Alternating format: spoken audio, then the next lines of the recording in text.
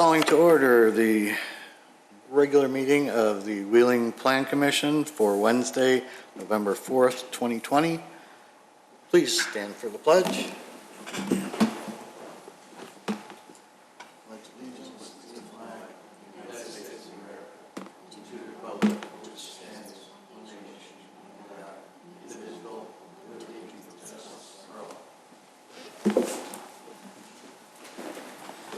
Before we get started with the roll call, I'd just like to introduce our newest member, Martin Berkey, who was appointed on at Monday night's village board meeting and sworn in yesterday afternoon. And welcome to our little group. Thank you. Go ahead with the roll call, please. All right. Commissioner Belanova is absent with prior notice. Commissioner Berkey? Here. Commissioner Sprague is here. Commissioner Yedinek? Here. Commissioner Thompson? Here. Commissioner Creech? Present. Chairman Johnson? Here. Ms. Nyes, any changes to the agenda this evening? No changes. All right. Citizens' concerns and comments. Yes, just as a reminder, all citizens' concerns and comments are limited to 5 minutes and matters relevant to the Plan Commission issues. Ms. Wilson? Hi. Thank you for serving. You have probably, in my opinion, the most tedious volunteer job in Wheeling because your packets are so detailed and it just takes a lot. It's a lot of homework, if that's the right word. I want to thank you for that. Something on the agenda tonight concerned me. I know is it going to be a public hearing, Mallory, later on? Because I had assigned 2 things, one for the public comments before the meeting and something else if I wanted to comment on the title of the text amendment. Did you guys notice that? Is that for the public hearing tonight? Yeah. Yes. So that's considered, okay. Yes. So it's 18 pages long and it's a lot of detail and it was kind of added at the 11th hour. It was you had a few days to look at it, but it came, it's rare that the regular agenda had already been out for several days and then they added it. Signage is one of the most effective ways that our businesses can communicate their services to passersby. And I want you to really look carefully at all 18 pages. It's a lot of reading, but I know you guys are very good about reading because I can tell by the way you ask questions during previous meetings, but because this did come in kind of late, I just really want to emphasize that. I don't want anything that would limit their ability to communicate what they do to people passing by.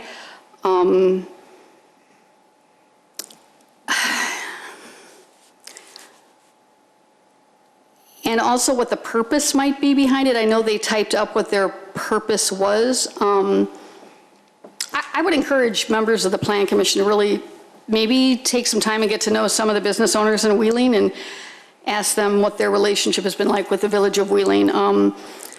When the gentleman that replaced Andrew Jennings got hired, one of the first tasks he did was he went and took a survey, kind of informally interviewed a lot of business owners why businesses were leaving Wheeling, and he said that the business owners that talked to me said they told him straight up that they didn't get treated very well by the village, and so another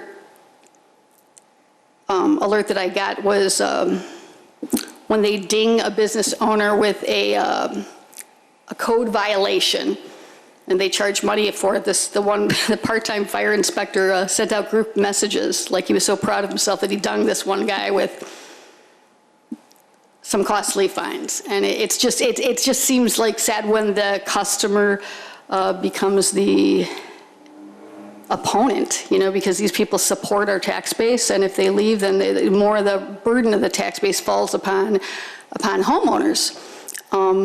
And some of you are new, but you haven't seen, but in a couple of years ago, I came up with a from the Northbrook budget document. They had a graph that showed the taxes, the percentage of the tax rate from 16 nearby and adjacent villages. And in 2008, Wheeling was right in the middle next to Buffalo Grove. They weren't the lowest, they weren't the highest, they were smack dab in the middle. And between 2008 and 2015, they're the highest. So we're losing businesses, and it falls on homeowners. So just really look at this really carefully and think about how this might become burdensome, either with some overzealous code enforcers that are on the payroll. I don't want anything to demoralize their experience as business people here in Wheeling. So I hope you just go over it very carefully. Thank you so much. Thank you.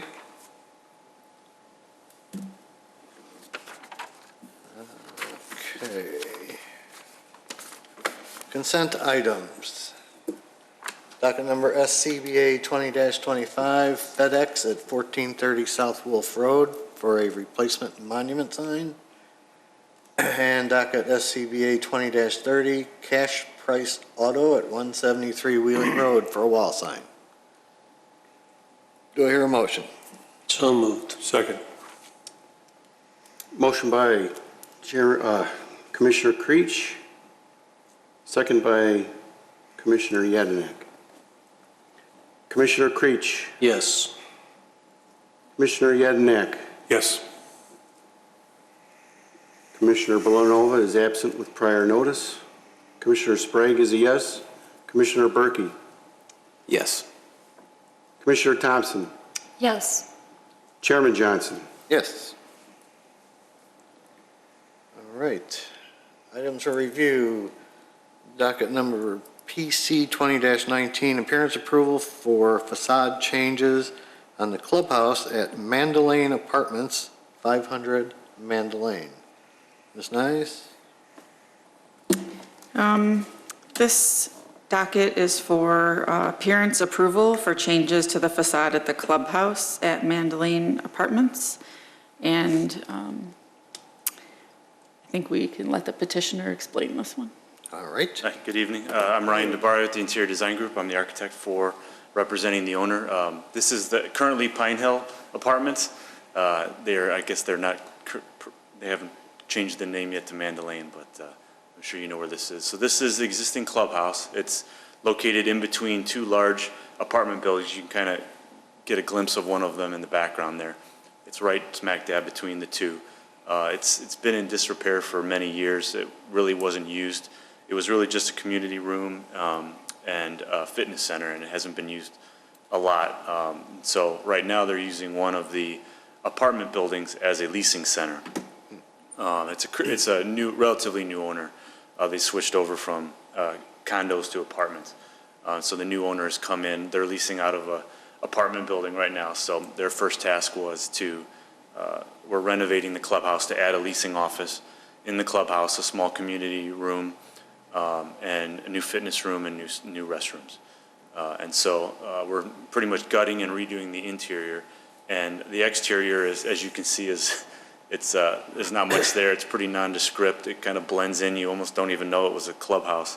It's really dark. The main entrance is really it's really not distinct. You really wouldn't even see it. So now that we're adding that leasing office function to the clubhouse, they really want new prospective tenants to be able to find the clubhouse, find where they need to enter. Because again, there's kind of parking on both sides. It's not like you drive right up and face it. So we're proposing to do some minor modifications to the exterior to kind of make it look nicer, draw more attention to the entrance. So you can see we're adding on a small little covered entry with columns and a canopy. It'll tie into the existing roof, have asphalt shingles to match. The apartment buildings on both sides, on either side of the clubhouse, are all brick and have all dark bronze metal accents. So we're trying to tie that into this proposal. So we've got brick column bases to match the buildings. We're painting all the new structure dark bronze, trim dark bronze, and then giving the whole building a fresh coat of paint with some lighter colors and trim, and just to kind of freshen it up and make it look more updated. So that is about it. Thank you. I guess we can go right to the commission on this. Commissioner Creech. Thank you, Mr. Chairman. I really don't have any questions on what you're doing. It seems fairly simple. Are you planning on doing any updating with the landscaping? Yes. Yes, the owner does plan on cleaning up. That would be great. Yeah, because it definitely needs it. That's all I have, Mr. Chairman. Thank you. Thank you. Commissioner Thompson. Nothing for me, thank you. Commissioner Yednick. Thank you, Mr. Chairman. I'll get in trouble if I don't vote for this one. My niece and her boyfriend moved in last year, so I haven't told them yet that I'm reviewing this. So they need it. Yeah, it looks nice. I helped them move in. I see a lot of the work they've been doing inside the apartments and the hallways, and so this will look nice. I was wondering what they were going to do with it when I was helping them move in, so I have no questions. Thank you. Commissioner Sprague. Thank you, Mr. Chairman. Good evening, Ryan. The first thing I noticed, looking over your prints on A6, I see that you're going to paint the pressure-treated lumber. Yeah. Usually there's a waiting period for pressure-treated lumber to be painted Okay. because it's wet and Right. it needs to dry. So I think you're supposed to usually wait around a year before you put any kind of stain or paint on that type of wood. Okay. Just an FYI. No, that's good to know. I haven't had too much experience with it, so I will make sure I bring that up with the contractor and see Okay. how they plan on handling that. Also, are you repairing the fascia around the building? Yes, I noticed there's a couple, looks like animal holes. Yes. Yeah, On the pool side. They've had issues with the existing apartment buildings too, which they just fixed. So yeah, so the basic idea is they're gonna go around the whole clubhouse, repair, fix the siding where it needs it. And then after they patch everything, then paint everything, so.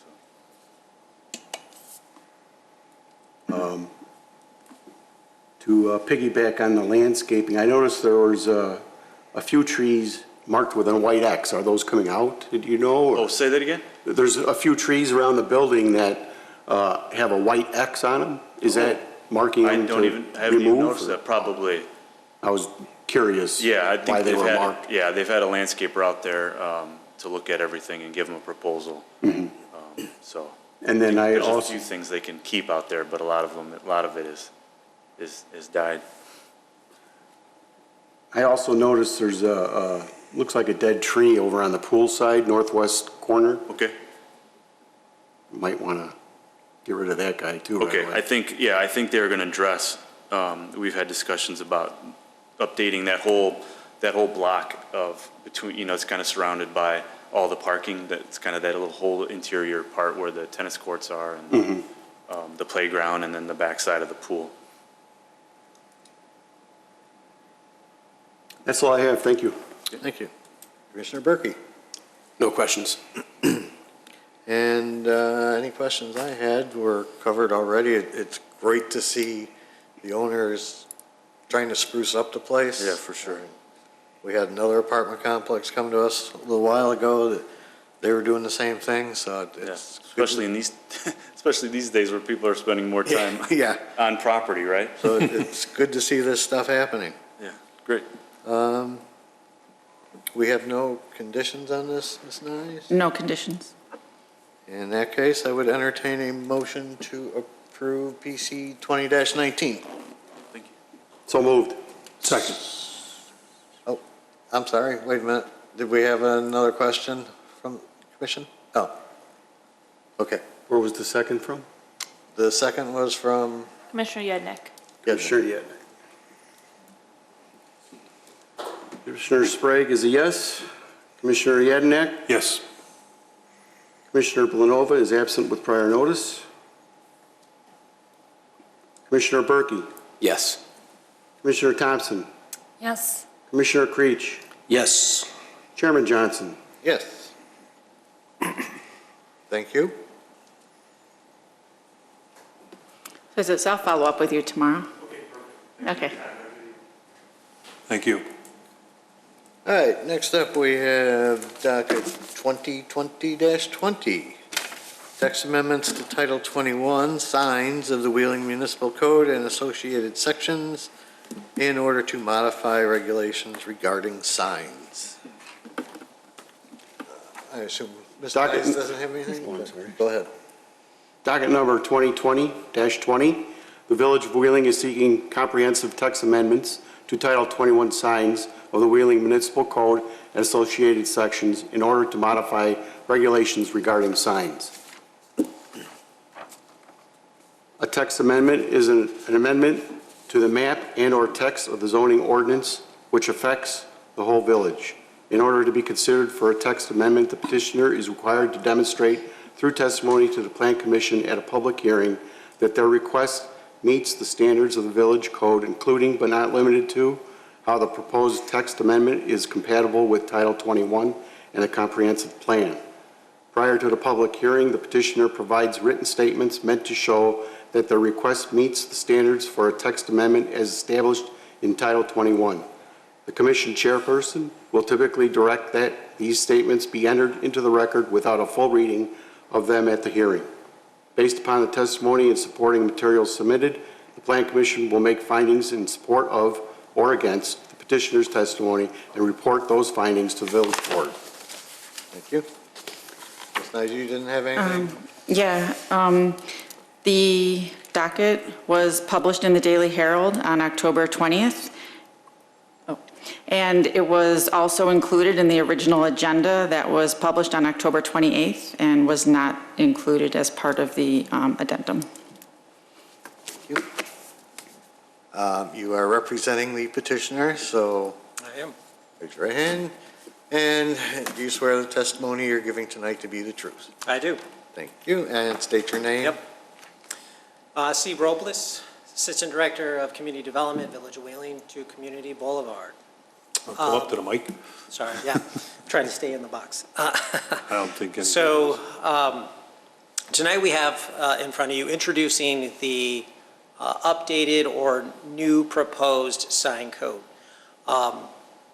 We are not, at the end of the meeting tonight, we are not looking for a vote. In fact, our staff report indicates that we are just simply introducing this tonight to present a variety of information to you and provide and basically have the open dialogue. So we are not looking for a vote tonight to affect any code change at this point. And ultimately, whatever codes do change, whatever codes do get approved, will ultimately have to go through the village board and get their final authorization on that.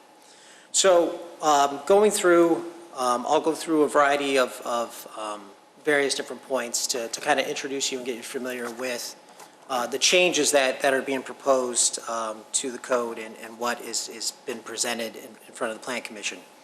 As stated, the regulations for signage in Wheeling is within Title 21 of the Municipal Code, and it sets out how permanent, temporary, and exempt signs are permitted and enforced throughout the village.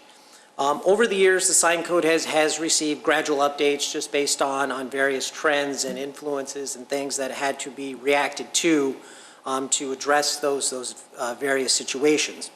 Rather than approaching this through a similar incremental update, what is being proposed through the draft text amendments is an entire replacement of the previous code with an entirely new code. I'll get into a variety of reasons why that is the case tonight.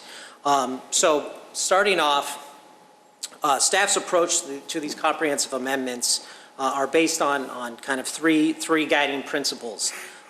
Input from the Plan Commission, just based on the Commission's prior reviews of sign permits, influences that we've seen from sign variances, and why we're seeing the number of variances we have been seeing, and just discussions regarding the various sign types and the impacts that have all occurred at the Plan Commission level. Secondly, sign trends, just based on what we're seeing out in the world right now, what we've seen in Wheeling, also what we're seeing elsewhere, and basically to update the code to reflect those modern needs and trends. And lastly is the Reed case. The Reed case, as it's referred to, has a key effect on the draft code. in order to comply with what is kind of paraphrased as content neutrality, which is based on a Supreme Court decision that ordinances that are based on content do not survive this level of strict scrutiny. So let's talk about that Reed case and why that had such an impact on sign codes and throughout basically the U.S.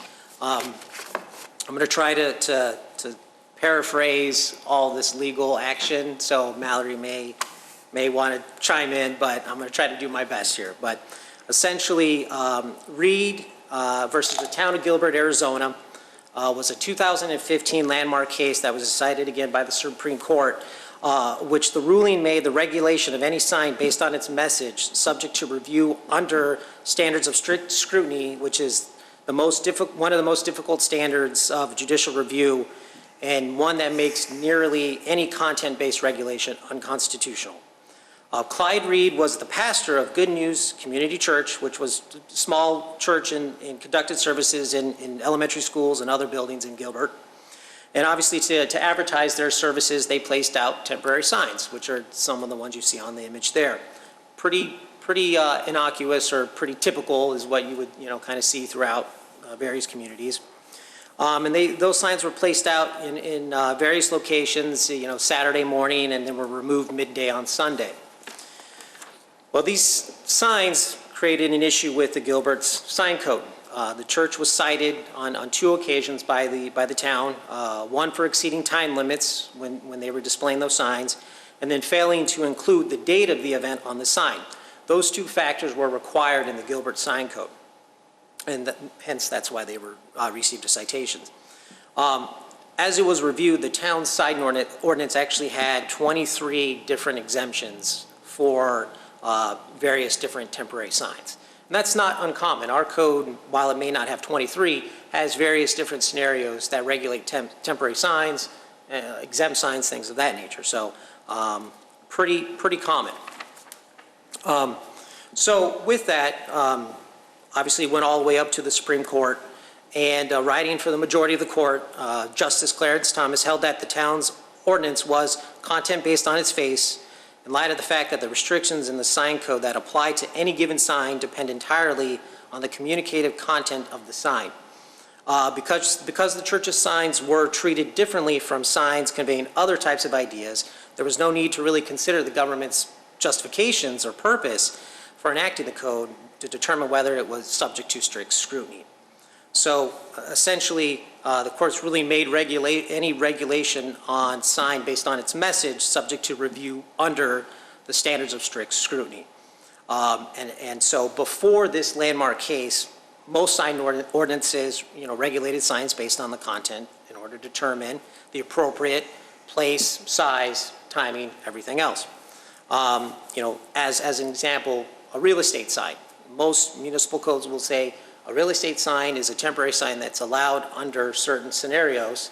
It has to be removed after a certain set of time. That size, the timing, the location will differ greatly from a special event sign or a grand opening sign. And that's kind of the basis of the Supreme Court's decision, was that basically the content of the sign is treating certain signs favorably or unfavorably, and that doesn't pass the strict scrutiny test. So one of the main purposes for the draft code amendments is to take our existing sign code, which is very content heavy, and take that content regulations out and go more towards a content neutral regulation. Primarily because of this decision, and a lot of municipalities have done this, have taken this step to amend their sign codes. Some have gone very extreme, some have gone very light. I feel like we're very much in the sweet spot of where we are content neutral, but also achieving the same desired effects that our existing sign code had. But nonetheless, regardless of what kind of size or location kind of changes that we can discuss tonight, one of the things that essentially needs to occur is to remove that content-specific regulation. So moving on, kind of at this point now, Staff conducted an inclusive review of every chapter and all the sections and subsections of the current code, and it resulted in a number of changes. A lot of those revisions were just formatting, moving things to better align, better flow with process. So a lot of that was just reformatting and keeping a lot of the current requirements for permits and inspections and maintenance of signs and things of that nature. But there are a good number of items that have changed that basically I'm going to highlight tonight due to their significant changes or things that we want further input on the Plan Commission or we feel are important enough that the Plan Commission needs to understand those a little bit in greater detail. So the first one is the purpose statement. So most codes, most zoning codes or sign codes start off with a purpose statement. Why does this code exist? So why does this sign code exist? So the purpose statement has been expanded to include multiple purposes rather than just the one that our current sign code has. So we have just one purpose statement now. So in the code, they're now expanding to include six statements, basically. So the first one is the purpose is to promote and encourage the use of signs that are creative and aesthetically pleasing and compatible to their surrounding environments in the following manners: to promote and protect the public health, safety, and welfare by serving the public convenience in the effective display of all signs; to preserve and further improve the physical aesthetics of the village by establishing regulations for the design, location, construction, and maintenance of signs; to advance the economy of the village by recognizing the need for adequate site identification through reasonable and objective display of signage, and to encourage effective communication between signs and the public. We could talk about how great signs look and how big or small they need to be, but they also need to be effective. And this is an important one because we also need to recognize that signs play an important role in the business community and in the non-residential community, residential land uses, and the need to identify your business and to be visible. And so this is an important purpose to include. To support that signs may cause harm to the public that can create obstructions and provide distractions to motorists and endangering the safety of person and property. Again, wanting to make sure that signs are placed not too close to the road, not too big, not too distracting, things of that nature. To protect and improve property values by discouraging signs that are incompatible with the use or to which they serve or with the surrounding environment. And I believe this is the last one: to contribute to the attractiveness of the traffic corridors within the village by requiring signs to be an integral architectural element of the building and the sites that is consistent with the overall architectural concept and proportion of the site and building. It's a lot of words to basically say we want to make sure it fits with the building, its surroundings, and everything else. But so that's it for the purpose statement. So unless, whoops, sorry, let me go back here. Unless, I don't want to move too quickly, so unless there's anything specific, one of these purpose statements that needs any further discussion or anything, I can move on. I just don't want to move too fast if there's any, so feel free to interject at any time with any questions or comments or anything like that. So moving on to definitions. Additional terms have been added to reflect additional sign types that are now included in the draft code. We've also cleaned up sign types and terms that are no longer allowed by the Reed case or just aren't necessary anymore. Revisions to existing definitions to just basically clean them up and improve them and add clarity.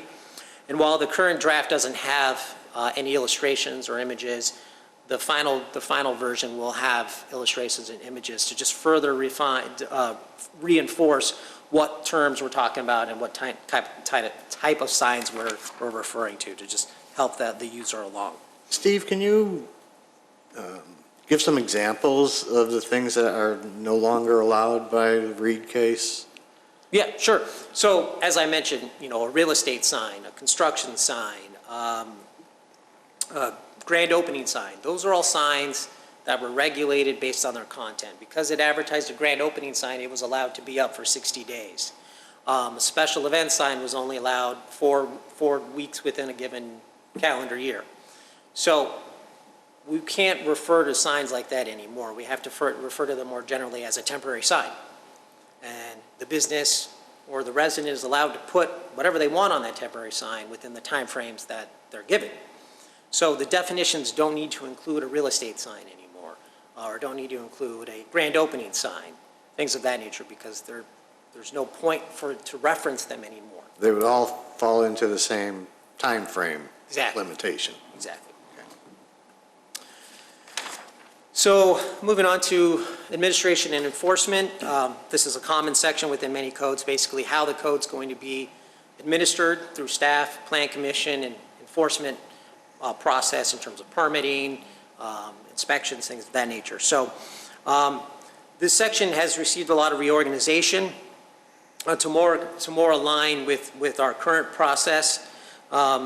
Specifically, the plan commission section has been created within this chapter in place of the current sign code board of appeals.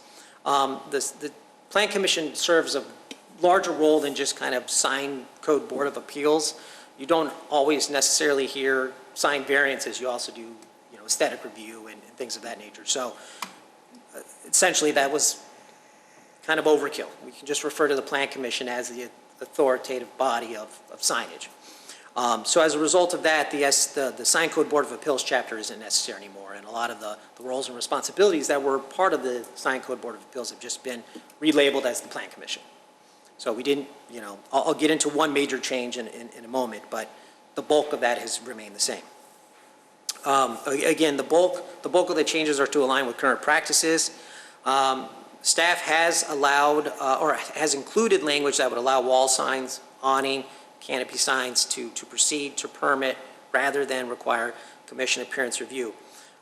This would only apply to wall and awning and canopy signs that comply with the new sign code to help streamline the review and approval process and allow incoming businesses to obtain a sign permit faster rather than having to wait a few weeks to come to a plan commission to be on the consent. And what we're talking about here is signs that are on the consent agenda. So really what we're talking about is wall signs that would meet the sign code, would be able to, if supported, would go through straight to permit. Any sign variances, any new freestanding signs or ground signs, an entire sign package, anything of that nature would all have to come to the Plan Commission. But this is one of the things that we have proposed, again, as part of the overall efforts of staff to try to look at ways to streamline process, to minimize reviews, to the best of our ability to allow businesses to kind of come in and leave with the permit faster. So this is one major change that we are proposing, and we'd like Plan Commission input on that. We can address it now, Chairman, or we can kind of come back at the end, however you. Well, we can cover it now. It's one of my questions I had. So we would no longer see SCBA dockets? You wouldn't see any that would qualify for, that would normally be placed on a consent agenda. So today we had the two wall signs, or the freestanding sign would remain on the docket, so that would, because that was a new freestanding sign, and we're not proposing to take that review away from the Plan Commission. But the one wall sign for the auto business would, in this scenario, be allowed to be reviewed by staff and make sure it meets the code, and then be able to issue a permit. Okay, personally, I like seeing those, Sure. even though they're consent, just so we know what new businesses are opening up. No, absolutely. Yeah, because otherwise you don't know until the Wheeling flyer comes out and. Right, right. No, understood. Okay, go ahead. Is there any? Steve? Yeah. Is there a certain person that would review those signs, or would it be anybody in a certain department? So for these types of signs, it would be reviewed by the planning division. So primarily Marcy would, as the village planner, review those. She would also be able to, pull me in to help with that review. And then ultimately we have the director of community development, who is the authority on issuing permits. So if at any point we had a disagreement or whatever, we could pull in the director, the community development director, to make that final decision. If at our staff level, we feel it doesn't meet the code and cannot issue the permit, the applicant has the ability to appeal our decision and then come forward to the Plan Commission and explain why they feel it meets the requirements of the code and why the permit should be issued. And they also have the ability then to request a variant, if they don't meet the sign code, to Right. request a variance from the Plan Commission, so they would still come before you requesting a variance. Correct, thank you, yes. So yeah, that would be reviewed internally by staff, and then decide if the permit can be issued then at that point. Thank you. So at the same time, are you reviewing the irrigation and landscaping that's with these new signs? So with the wall signs and awning signs, we wouldn't have any of that. If it's a ground sign, we would bring that forward to the Plan Commission. So all of those would still come to us? Correct. All the monument signs? All the monument signs, unless it was a new face, let's say it was an existing monument sign, an old business the previous business left, the new business came in and just was putting a new face in, we would review that. But if, like the FedEx scenario earlier on the agenda, they were removing that entire ground sign and constructing a new one. So we would treat that as a new monument sign, and that would come forward to the Plan Commission, which would include a landscaping plan and an irrigation plan and all those details. But if they were just changing the lettering or something like that, then you guys would just handle that? And we would make sure that the existing landscaping met the code. We have come across that in other situations before we've sent those sign face changes to the Plan Commission. We've said, you know, the landscape plan that was approved doesn't meet the new code, so you have to update it to meet that code. So we would make sure that with any sign face change on a monument sign, part of our standard review we do anyways, to make sure that the landscaping as it exists still complies with the code. Okay, and just to piggyback on what Don was bringing up earlier about seeing these things, we've noticed a lot of signs throughout the village that were changed that we've never seen in front of us and had to bring it to your attention. Yep. So, Yep. again, it's going to be on you more so as far as the Sure. code enforcement part of it. Absolutely, absolutely. And, you know, we would still encourage the Plan Commission, if they do see a sign that they question, you can simply, reach out to us and we say, yep, that received a permit, or not. We could also try to work out a way with the agendas to just include the latest permits that were issued or some sort of update on those signs, so you're at least aware of Well, them. that would be helpful. We could work on a system like that as well, just kind of an update with every meeting agenda. Well, that would be great. Yeah. If that'll at least help you, be aware of. Well, what just, permits you've issued. we all try to keep as current as possible what's going on, you Right. know? Absolutely, so- absolutely. Yeah, we can certainly work Thank you. something out. Yeah.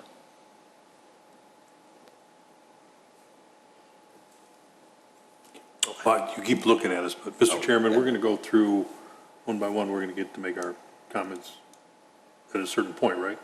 I'm not sure what your plans were. I If don't there's think anything you wanted to speak specifically about this. You're not going then- line No, by I've line. got a whole list of things that I Okay. wanted to talk Yeah, then- about, but I don't want to jump in and out. Sure. I would rather see your presentation and Perfect. come back. If That's it- my opinion.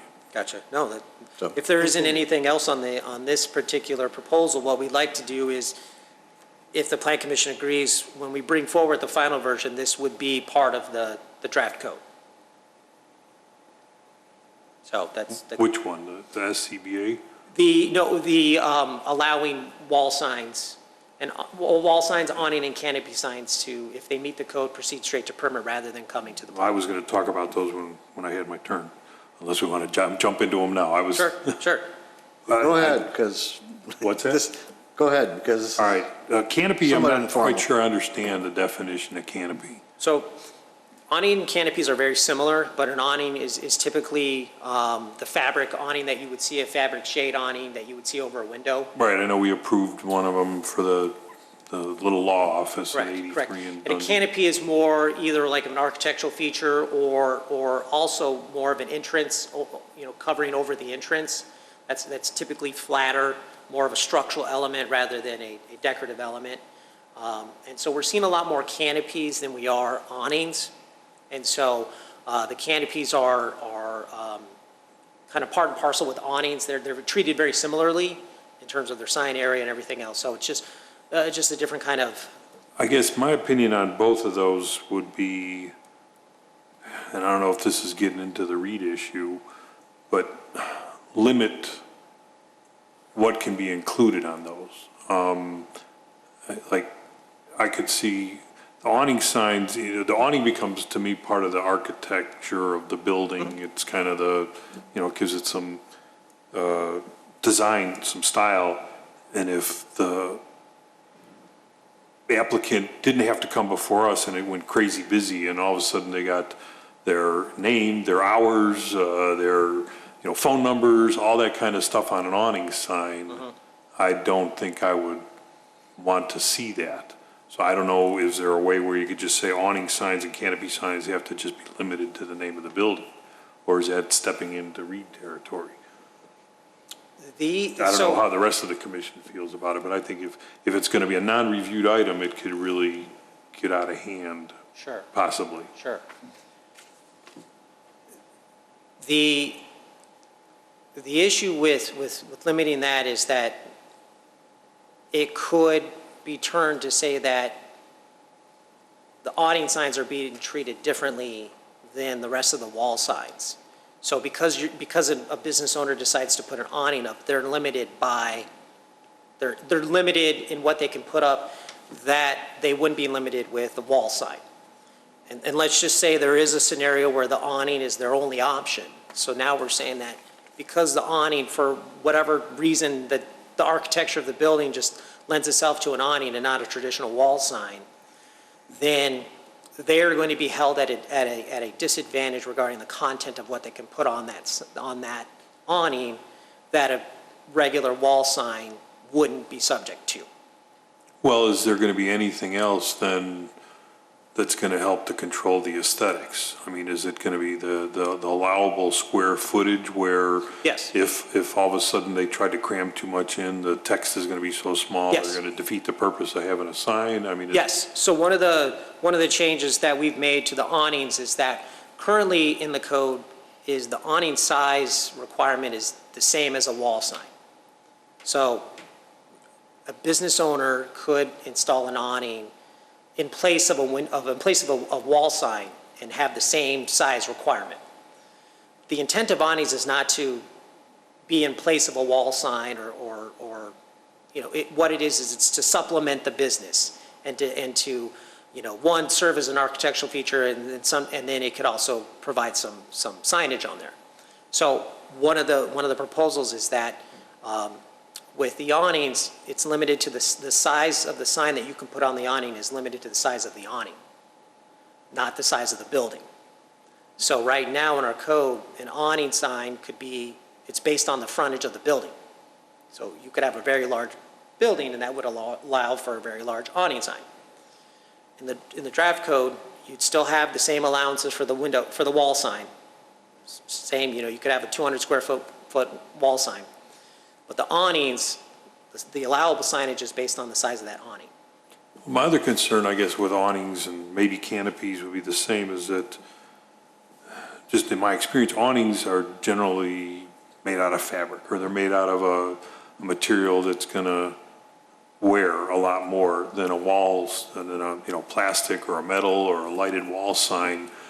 And so I would be concerned that if the business spent money on the awning and added signage on the awning and it starts to get really weathered and aged, that it's going to cost them more to replace that than if they just replaced a weathered awning.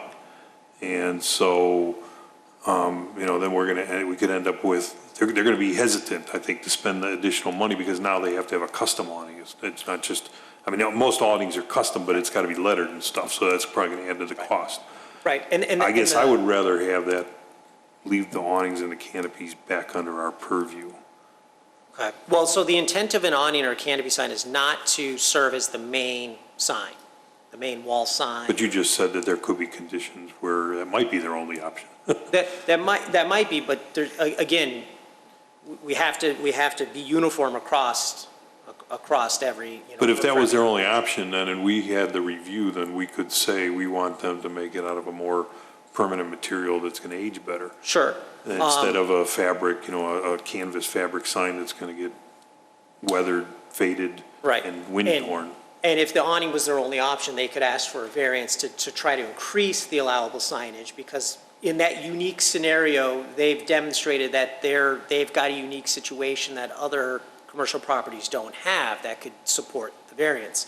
But the reason why we've decreased the allowable sign area for awnings and canopies is because those are usually secondary signs. They're not meant to serve as a primary sign. And the way our current code is right now is it allows businesses to kind of bypass more permanent wall signage in place for more cost-effective awning signs, which we're not trying to make businesses spend more money, but at the same time, we're trying to promote aesthetics in the community. And we want businesses to put up the wall signage, the primary wall sign as it fits for the building, still giving the ability to add secondary signage on the awning, and that's kind of the functional, again, the primary purpose of an awning is for either aesthetic or function, shade, weather protection, whatever. Its secondary function then is signage or lighting or whatever that may be after that. So the primary function of an awning from an architectural standpoint is not just to serve as signage. If I recall correctly, and, we approved it already, but that little law office at 83, the only signs they got is a bunch of placards in the window and their awnings. Right. So that it became their primary sign. That did, by choice, by their choice to try to go the awning route. And I think their argument at the time was cost, and it was more economical for them. So now, maybe 5 years from now, once those awnings start to fade, and if they're still crying cost, we're going to have some raggedy looking awnings, and that's going to be their sign. Right, correct. I didn't think of it at the time, but if we're taking it completely out of review, I'm concerned that it opens it up too much. And I don't know if I'm the only one whistling in the wind, nobody else is chiming in, so that's my thought. I mean, it's something we could keep in as part of Plan Commission review. In the grand scheme of things, the village doesn't have a significant number of them, so they're not I've been on about a year and a half, and we've had that one. Right. That So there aren't a significant amount of them. So that's something that we could certainly keep in part of Plan Commission review. Although I think Mia Cantina did they do signage on their awning? Or just No, those were we had solid. to approve their awnings or some of the color scheme or something? It was the colors. Yeah, okay, all right. Yep. It may just be my opinion, but that's what I'm thinking, so. Okay. Hey, Steve, another thing that comes to mind is the ability for us to be able to review consent items and then possibly pull them to make them a review item. You'll lose 7 sets of eyes to look over that versus 1 set of eyes. Yep. There's always that possibility that something could get missed. And I understand you're trying to expedite the process. Yep. But which is more important, expediting the process or being able to have the proper sign Oh, or sure. code? Sure. No, I understood that. We're looking at ways to try to make what we feel are incremental adjustments that will have larger impacts out there. And we felt that was one where it is pulling a review away from the Plan Commission, but it's a small subset of signs that by and large meet the code. Really not too difficult of a review from a planning staff standpoint, and just allows the business community to get a turnaround faster than currently is the case. Thank you. Anyone else have anything on this before Steve moves on? All right.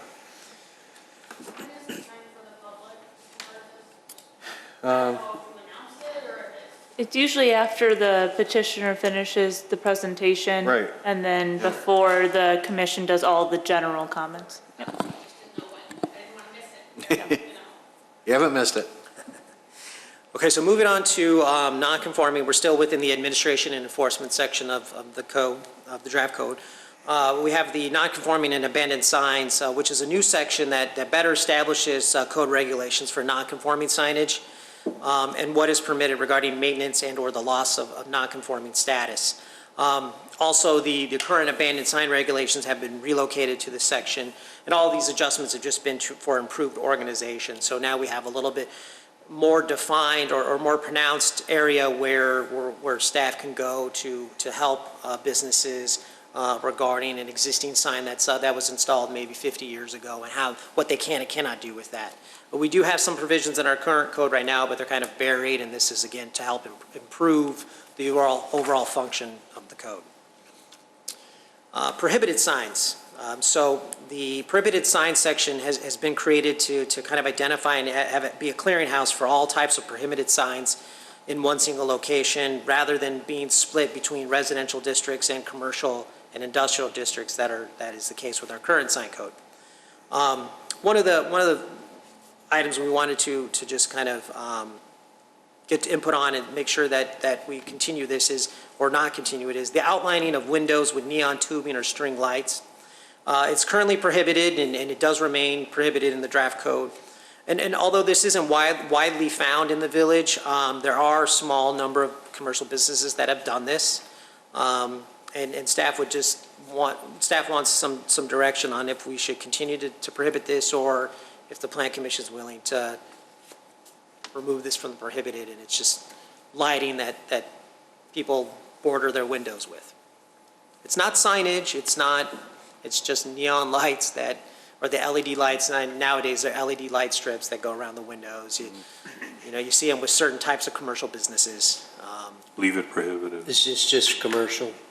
This would be for, right now it's prohibited, so it's any property in the village could not string, holiday, seasonal decorations are exempt. So it doesn't apply to any seasonal or holiday or anything like that type of decorations, but any property, primarily commercial, isn't allowed to put up LED light strips around the windows. To lighten their lettering for, you can read their sign? Yeah, I don't even think it's that. I think it's just to Just to bring attention to the window. bring attention to their storefront. Yeah. Let's come back to this one. Okay, yeah. It's not signage, it's a prohibition in the current sign code, and we just continue that on. But it kind of made us stop for a second and question it, and we just wanted to have a greater dialogue with that, so we can come back to that. Staying with prohibited signs, A-frame or sandwich board signs are currently prohibited in the village as well. However, many businesses do rely on these type of temporary signs to promote daily specials. These were, historically or traditionally found in more urban areas, downtown settings, things of that nature. But they have made their way to the suburban area within the shopping centers, and you'll see, just various stores have them in front of their place of business. So staff is proposing that we allow these as an exempt sign for non-residential uses, subject to specific size and location requirements.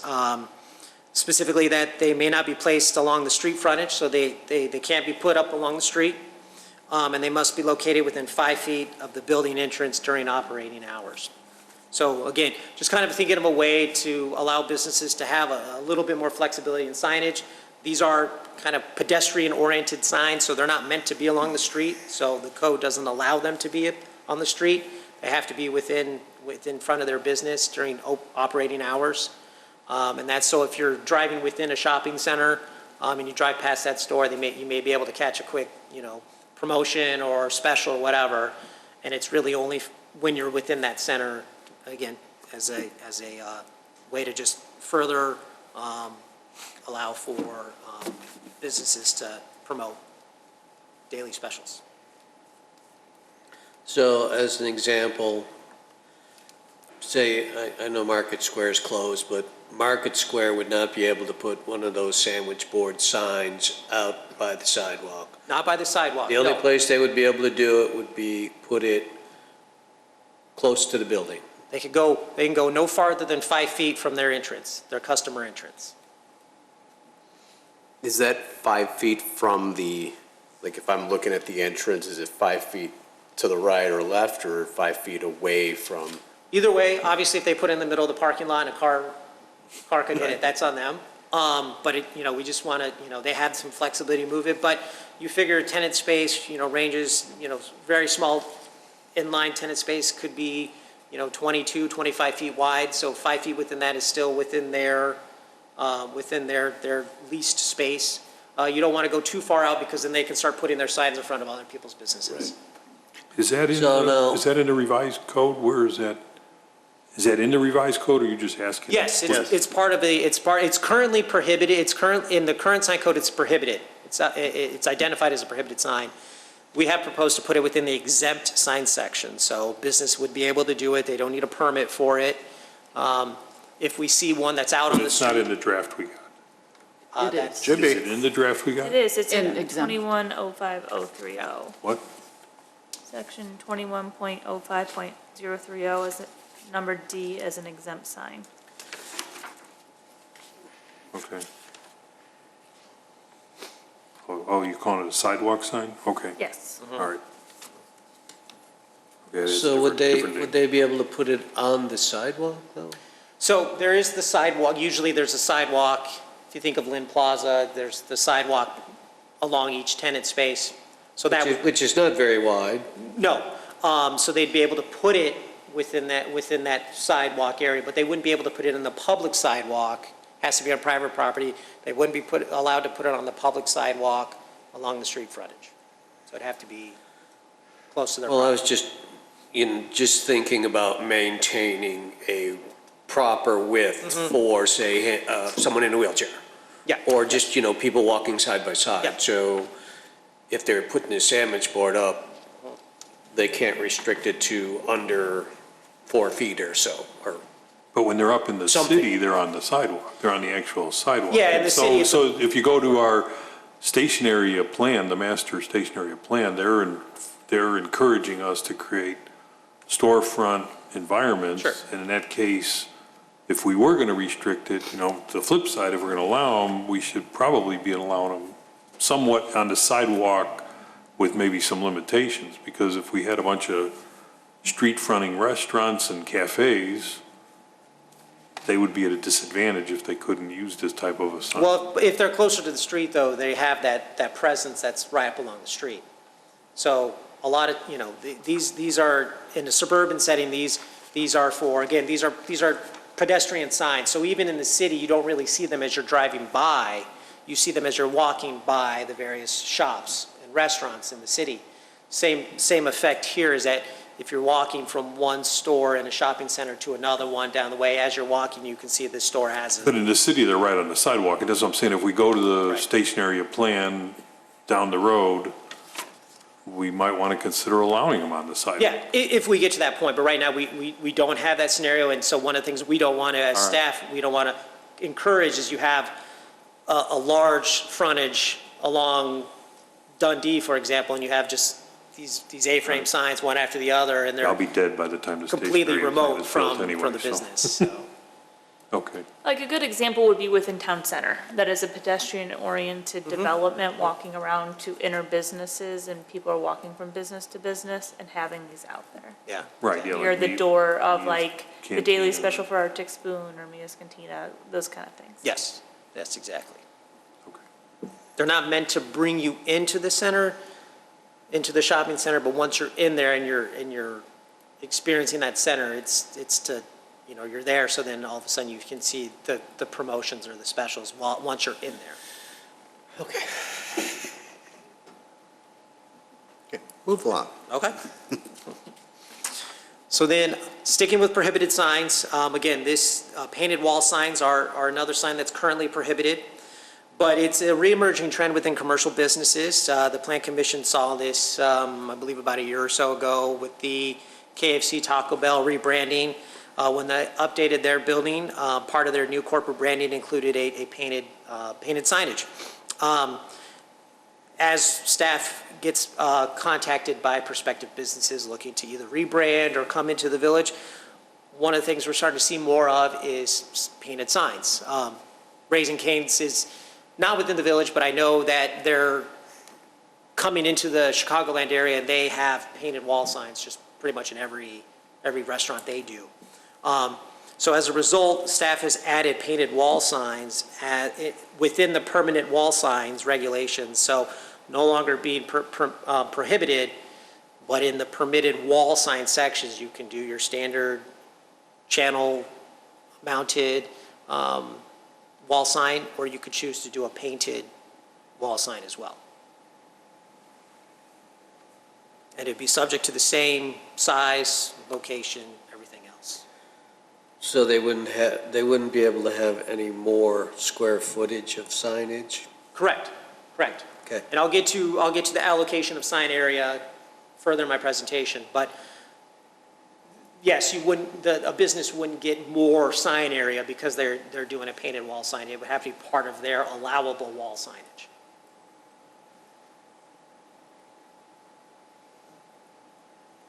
Okay, I'm fine with that answer. Okay, we'll go with that one. Okay, so moving on to a more significant change is the signs based on land use. So that is, apart from the read and the content neutrality items, another fundamental change is to establish signs based on land use rather than zoning district. So the current sign code, it's based on zoning, whether you're residentially zoned or commercial or industrial zoned or MXC zoned, whatever that may be. So in the proposed draft, signs will be based on how the property is being used. So you have residential purposes, so that would be signs on residential property, or non-residential purposes, signs on commercial, industrial, or institutional properties. What this does is this allows the signage to better align with what the property is being used for rather than the zoning. So this typically comes in with, let's say a library or school or something like that, which are typically within residential areas, but they are not residential uses. They have greater needs in site identification, providing additional information to students and families, things of that nature. Library has programs. Their signage needs are different than signage needs of a single-family residential home. So rather than being subject to zoning, it's subject to how the property is being used. And that's kind of aligned with again, with the property and its use. If it's being used commercially, then it's a commercial sign. If it's being used residentially, even though it may be in a commercial zoning district, it needs a residential sign because it's a residential use. All right. So then design standards. The current sign code has design standards, and we are the draft code is keeping the design standards for both residential and non-residential signs, which currently encourages natural materials such as brick, stone, and wood. We've expanded this in light of recent conversations on fences and things of that with composite materials. We've expanded this to say that it can now also permit composite materials that give the impression of brick, stone, or wood. Other design standards such as illumination, landscaping, lettering, etc., all of those things, they're retained. They've just been relocated for improved format. So really the big change here to the design standards is just that we have included the composite element to ground signs.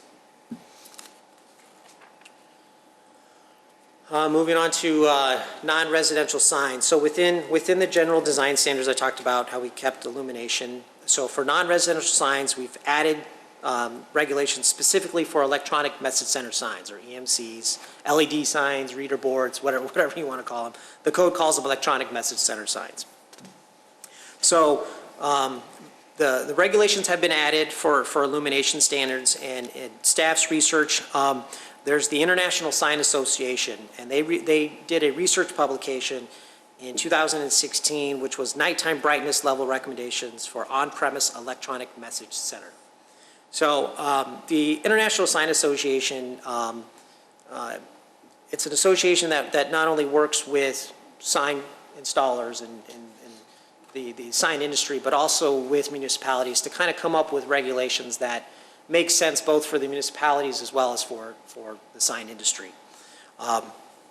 So based on the study they did, they employed a lighting expert as well as various municipalities and came up with a recommendation that communities adopt measurements in foot candles rather than in nits. And I know that that word has come up before. You know, nits is the technical term for finding the light level of an LED, but it doesn't really come up with a measurement that affects the actual image of brightness. So it's just going to tell you how bright that LED is, but it's not going to tell you how bright it appears to be when you take into account ambient light conditions, the fact that foot candle measurement devices are more affordable and easier to obtain than a nit reader. It measures light impact and appearance, and ultimately that results in an easier method for determining brightness of an electronic message center. So the recommendation was not only to measure in foot candles, but that that EMCs, in terms of their illumination value, should not exceed 0.3 foot candles over ambient light conditions when measured at a recommended distance. And that recommended distance is based on the size of the EMC. So within the draft sign code, based on the International Sign Association, they've come up with if the sign measures 35 square feet, for example, then you need to measure out X amount of feet, take a light level reading of the ambient condition, and then what they recommend is that the sign be placed on its brightest display. And they recommend a full white display. Have that displayed, and then from there, it will show you the level over the ambient light conditions. And if that level is greater than 0.3, then it would exceed what the recommended lighting value is. So it's a very easy way for municipalities to go out and measure the brightness of a LED sign. And that's what is being proposed within the draft code regarding illumination for EMC's LED signs. So when you take this reading, do you do this during the day? You take it at night, because typically brightness concerns are in effect during the day because you have sunlight. Even during cloudy conditions, it's not overly bright. The typical issues are at night when you have an LED sign or an EMC where it hasn't been adjusted to account for the lower ambient light level. And so the recommendation is to do it at night because those impacts are greater visually at night than they are during the day. How do you measure ambient light at night? Yeah, there's my question. So there's ambient light. Now, if there's a street light, that's part of the ambient light conditions. Mm-hmm. So the light meter is going to read that. If they're maybe it's in a dark spot and there isn't a lot of ambient light, and so that's going to lower obviously the ambient level, and it's going to require a lower foot candle reading for the EMC than if it were in a brighter scenario. So the light right out in front there, Community Boulevard, or this one over here, what's the reading on those? I don't know what the reading is currently. I would think that they would have a standard for signs. No, I'm sorry.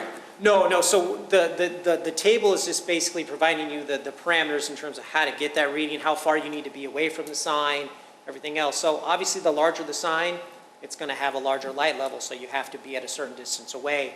And that's obviously if you get right up to the sign, it's going to produce a greater, it's going to throw more light than if you were further away. And all of that is based on factors of how light is visualized from these signs, and it takes into, it was part of the lighting expert that they utilized, factored all of that into it, is that, it's not, nobody is ever right up against an EMC sign at night. You're rarely face to face with it. So it's not fair, and it doesn't make sense to take a light level reading within inches of an EMC. So what they've determined is that based on the size, there's a proportionate distance away from that sign that you need to be to get that light reading. So is there going to be a minimum distance away from these signs? Yes. for certain things? Because if we shut off all the lights in here, that little sign out in front is going to light up this room. Yes, there's minimum And distances. that's still a There is. distraction for, say, someone that's going to live across the street from a little shopping mall, Sure. especially if they're, have advertisement on it. Right. So yes, and that's why when they take the reading, they recommend you take it when the screen is full white, because that's when it's at its brightest. And so that requires coordination with the property owner, and that's what, if we ever had a situation where we had an enforcement issue where we had to take the light level, we'd work with the property owner and say, okay, we need to come out at this time to take the light reading. Can you set the sign to a full white screen and get that bright reading? But who would ever have a full white screen? Well, that's the point, is that most signs don't have a full white screen. So if your full white screen is 0.3 or less, then anything else you display is going to be under that. So you're taking the maximum light impact that could occur with an EMC sign, taking that light level, and that's your lighting, that's your max. And you're allowed to go 0.3 foot candles over that ambient light reading.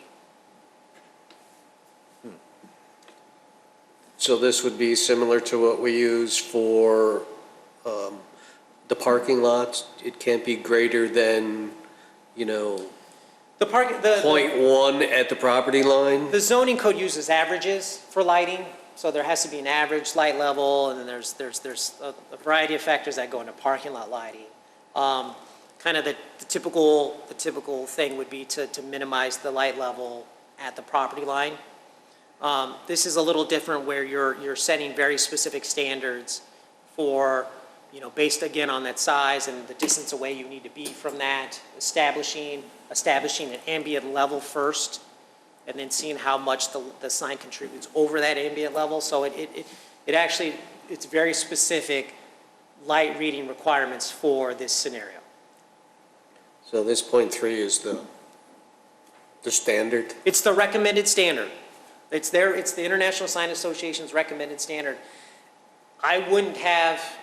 Me personally wouldn't have any other knowledge to say whether it should be greater or lesser. They have all the research, and they've done all the data to say why, in their mind, to benefit not only science but also the municipalities, that is the reasonable level in which a sign can be over ambient light conditions. Yeah, but they're sign makers, they're not. Well, they're not sign makers Residents. themselves. They work with the sign industry as well as with. Well, yeah, so I'm saying municipalities. they want to be able, their signs to be able to be seen. In the document, I can provide it. In the document, it says that there is a point where the sign gets too bright that it is illegible. And that's the counter argument. Well, my point is that I think that some of these lights are way too bright to begin with. Because in certain neighborhoods where it is dark and someone turns on their little LED light on their house and it whitens up the whole, cul-de-sac. Yep. Yeah, That's ridiculous. Let's get back to the signs. But I'm saying that this is the same thing with signs, though. So in that, in a scenario like that, the lower the ambient light level, the lower that reading is, and it's going to be harder for that sign to be, yes, you can be 0.3 over, but you're not saying it can be 0.3 over some arbitrary number. You establish that ambient level first to figure out what the baseline is. So let's say your ambient is 0. It's pitch black. Then an LED sign can only be 0.3 foot candles over 0.0, which is not going to be very bright. So it'll be brighter than pitch black, but and that's part of the adjustment factors, is that if it's. So what is 0.3? 1 foot candle is a 100-watt bulb, correct? I'm not a lighting expert, and that's why we looked at. Well, this is the questions that we had before. Yeah. Because we want to know how bright these signs are going to be. Yeah. Because there's a lot of these electronic signs that are going up, and, when you drive down the street, some of them seem like, oh my gosh, that is bright. They may be They may be. There currently isn't any standard to regulate EMC illumination that we. You just said there was. You said No, it was in our current .3. code, in our current code. Personally, I would trust this association to have come up with some reasonable compromise. And I think you're putting Steve on a spot. It's like he said a few times he doesn't know. So I think, I'm not an EMC fan, so I don't want to defend them. My favorite example is the AMVETS, which is probably crazy bright. And if you measure that, I'm sure it's way over .3. So I don't want to. Well, that's I don't what I'm want to get all referring to. hung up on arguing the .3. Yeah. I think I I would just wanna know trust what that the this difference is. association, unless they're totally funded by the sign industry, I'm going to trust them to be an arbitrary, impartial governing body, and this is their recommendation, and let's not put Steve on the spot to try to figure out how much .3 is going to be. Right. Yeah, and quite honestly, I couldn't tell you how much more .3 is. But what I can say is that we think this is a reasonable and easy to follow standard to set where we don't have one in place right now. This is one where it establishes clear expectations of how to measure these lighting levels to make sure that they are meeting the code, rather than coming up with, 5,000 nits. Again, that's not going to really result in anything, because one, that doesn't take into account ambient light conditions, and two, the nits are not what, in reading this publication, this research publication, nits are not what give the appearance that we view as too bright or not bright enough. It's just giving you the intensity of that LED at its full brightness. So, I think going from nothing to something, staff feels that this is a good starting point. It gives us something to work off of. Once we implement it, and we can take a measurement of all of our signs, and then from there see where those adjustments need to occur. If after that, everybody's way over and we've said, okay, we've adjusted everybody down to .3, take another look at things. I guess that is a question. Would this be something that is retroactive? I mean, we've had situations where they say, legal non-conforming because they've been in existence. So if this were adopted in the code, could we retroactively apply it to existing EMCs and existing lighted signage? Lighting, yes. The lighting, yes. We have, in a little bit, I'll get to other technologies that we are requiring, we will be requiring for signs. Those won't be retroactive, but the illumination would have to apply to anybody that has an EMC. So you're saying the light sensing technology is not retroactive, No. but the measurement would be Measurement retroactive? would be. The light, Okay. because you can always adjust it, whether it's adjusted automatically through a light meter. Pull a that's built couple in, bulbs out? Or you adjust it through the programming module of the Okay. LED sign. You can always have manual control over how bright the EMCs are. So even if it's a 10-year-old sign, it may not have a light sensor in there, but there's a control panel in the building that allow them to lower the level, the brightness level of their sign. Okay. Steve, how often would readings be taken? Will there be a program for that, or? No, there won't be an active program. What it would be is, it would be, observation and complaint. So if staff observes a sign that we feel is too bright, then we will go out there and do a test.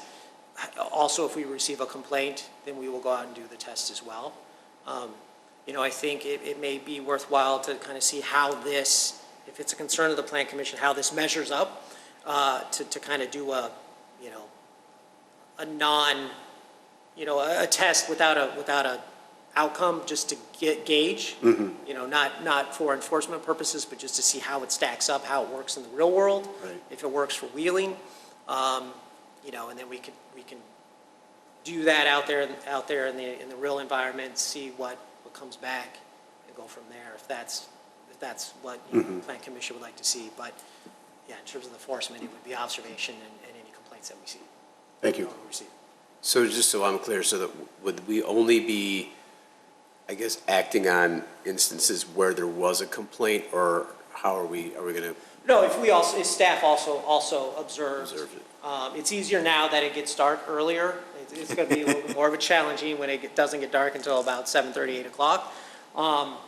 But yes, it would be both of those options, staff observed, or a complaint that we've received from. But I think going forward, if this were the standard and this was in the code, we would also this would be part of the permitting the final sign off on any construction, wouldn't it be?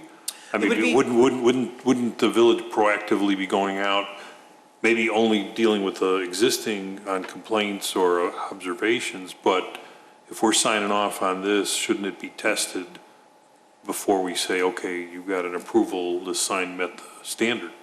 Any new signs? So for a new sign, we would inform the permit recipient that they are subject to whatever the approved threshold is. And it wouldn't be tested, or well, I don't know if we have the manpower to do that or not. No, we would tell them, look, you have to have a light sensor built in, and at night, it cannot exceed 0.3 foot candles. That would be a requirement of the permit, and they would have to do that. For any existing business that's out there that has an EMC right now, we would follow up with it and say, once the code has been approved, we have some new requirements regarding Okay. LED illumination standards. Here's the new standard. Maybe as part of, if we do a field test, we can say, well, we did a field test and this was the result, so you're high, or you're within the threshold, you're okay. There's certain ways we can approach that. Okay. Okay. Continue. So moving on to, sticking with non-residential, the wall signs. So currently, wall signs are limited to only one facade, one sign, one facade. The code does allow for additional signage, but under very strict size requirements, which, as the Plan Commission knows, has led to a recent number of variance requests. So staff is taking a look at this to try to determine why and figure out the best solution for this to allow businesses to allow the code to keep up with the trends and reduce the number of businesses that have to come forward with the variance and still keep within the overall aesthetic that the village is trying to maintain. So, and really what this boils down to is that the current sign code was very one-dimensional in that it only accounted for the inline commercial strip retail style development. It didn't, where you only have one front and that's it. It faces the parking lot. It's a very, standard suburban style development. But as we've seen with the town center and other newer developments, there are buildings that are multi-sided. They can be viewed from different angles, not just from one side. So as a result, there is a need to want to have signage on different facades. City Works, CMX, the building that Experience and Meat and Potatoes are in, those are multi-sided buildings where they have dual entrances, and so it's only natural that the business is going to want two signs. So we have updated the wall sign requirements to establish these qualifying facades, which are kind of based on three scenarios. So the first one would be any facade that faces a street frontage, whether that's a public street or a private street, doesn't matter. It's a street frontage. So taking, like I said, the building where Experience, Meat, Potatoes are in, you can see Northgate Parkway and then the internal private road in kind of that yellowish orange, that's what would be classified as a street frontage or a street. So then the green banding here would be all the facades that would qualify under the new code. So any area of that building that's got the green highlighting would be allowed signage by right, obviously to size requirements. But let's say, for example, you have Meat and Potatoes at this end unit here. They would be allowed to put a sign here and allowed to put a sign here, subject to the same size requirements. So they don't have to have a secondary sign that's 50% or 25% of the windows area like our current code is. It's all qualifying facade. So this would eliminate the situation that Meat and Potatoes found themselves in where they needed a variance for their second sign. So that would be the first condition. The second one would be facades adjacent to an off-street parking area where customer access is available. So we talked about any building that had a street frontage, that's a natural location for a wall sign or an actual wall for a facade sign. But with these newer buildings, they face parking lots and they have customer access as well. So in this case, you have Experience as well as Meat and Potatoes, and I believe 312 Nels is in here as well. This faces a parking lot. They have customer access on this elevation as well. So this elevation in green, this facade in green, would also be allowed a wall sign. So in this scenario, the Meat and Potatoes would actually be allowed 3 signs because they face a street here, they face a street here, and they face a parking lot. And each facade has its own calculation for Correct. size. It's not a cumulative Correct. situation. Right, they wouldn't be able to take Meat and Potatoes, and I don't want to, I'm not picking on them, it's just, it's a good scenario.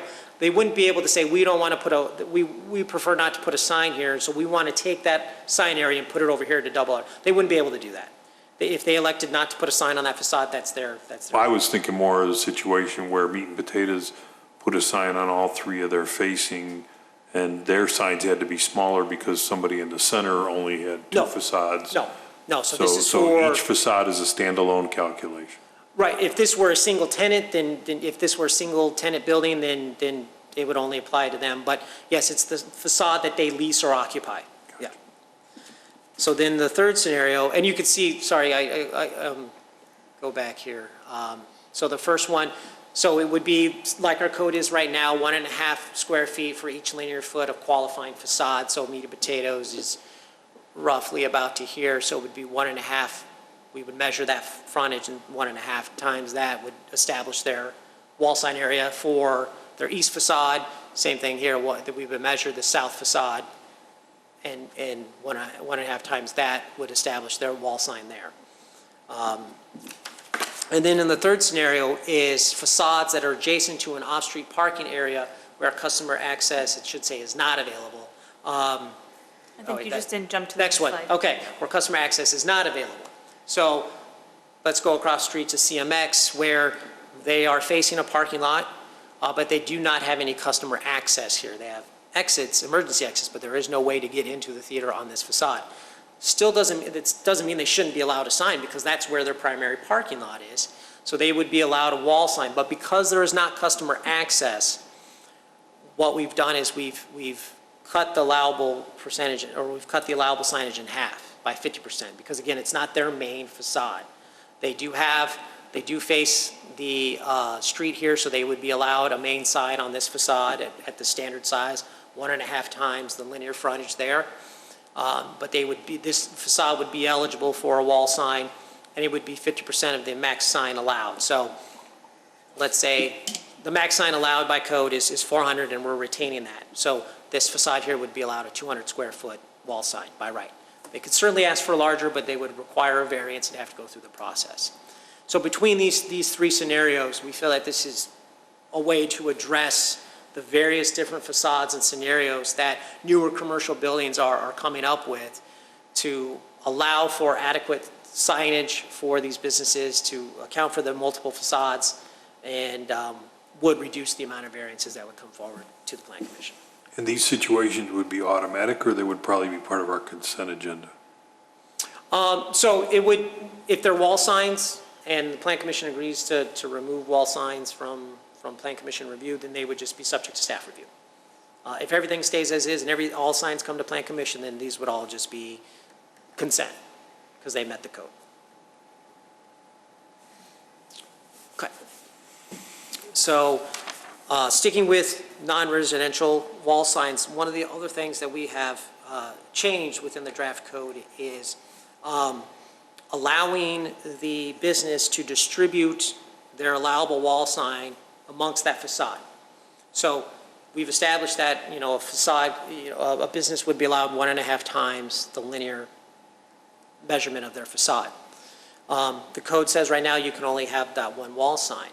But what we proposed here is allow them to distribute that wall sign area amongst that facade. So as an example, if a facade was permitted to have 300 square feet of wall signage, they can do it as one sign at 300 square feet, or they could do 2 signs at 150 square feet. So at the end of the day, the maximum amount of signage is still being met. Kind of the basis for this approach is that, a facade is permitted at a maximum amount of signage, again, based on that linear footage.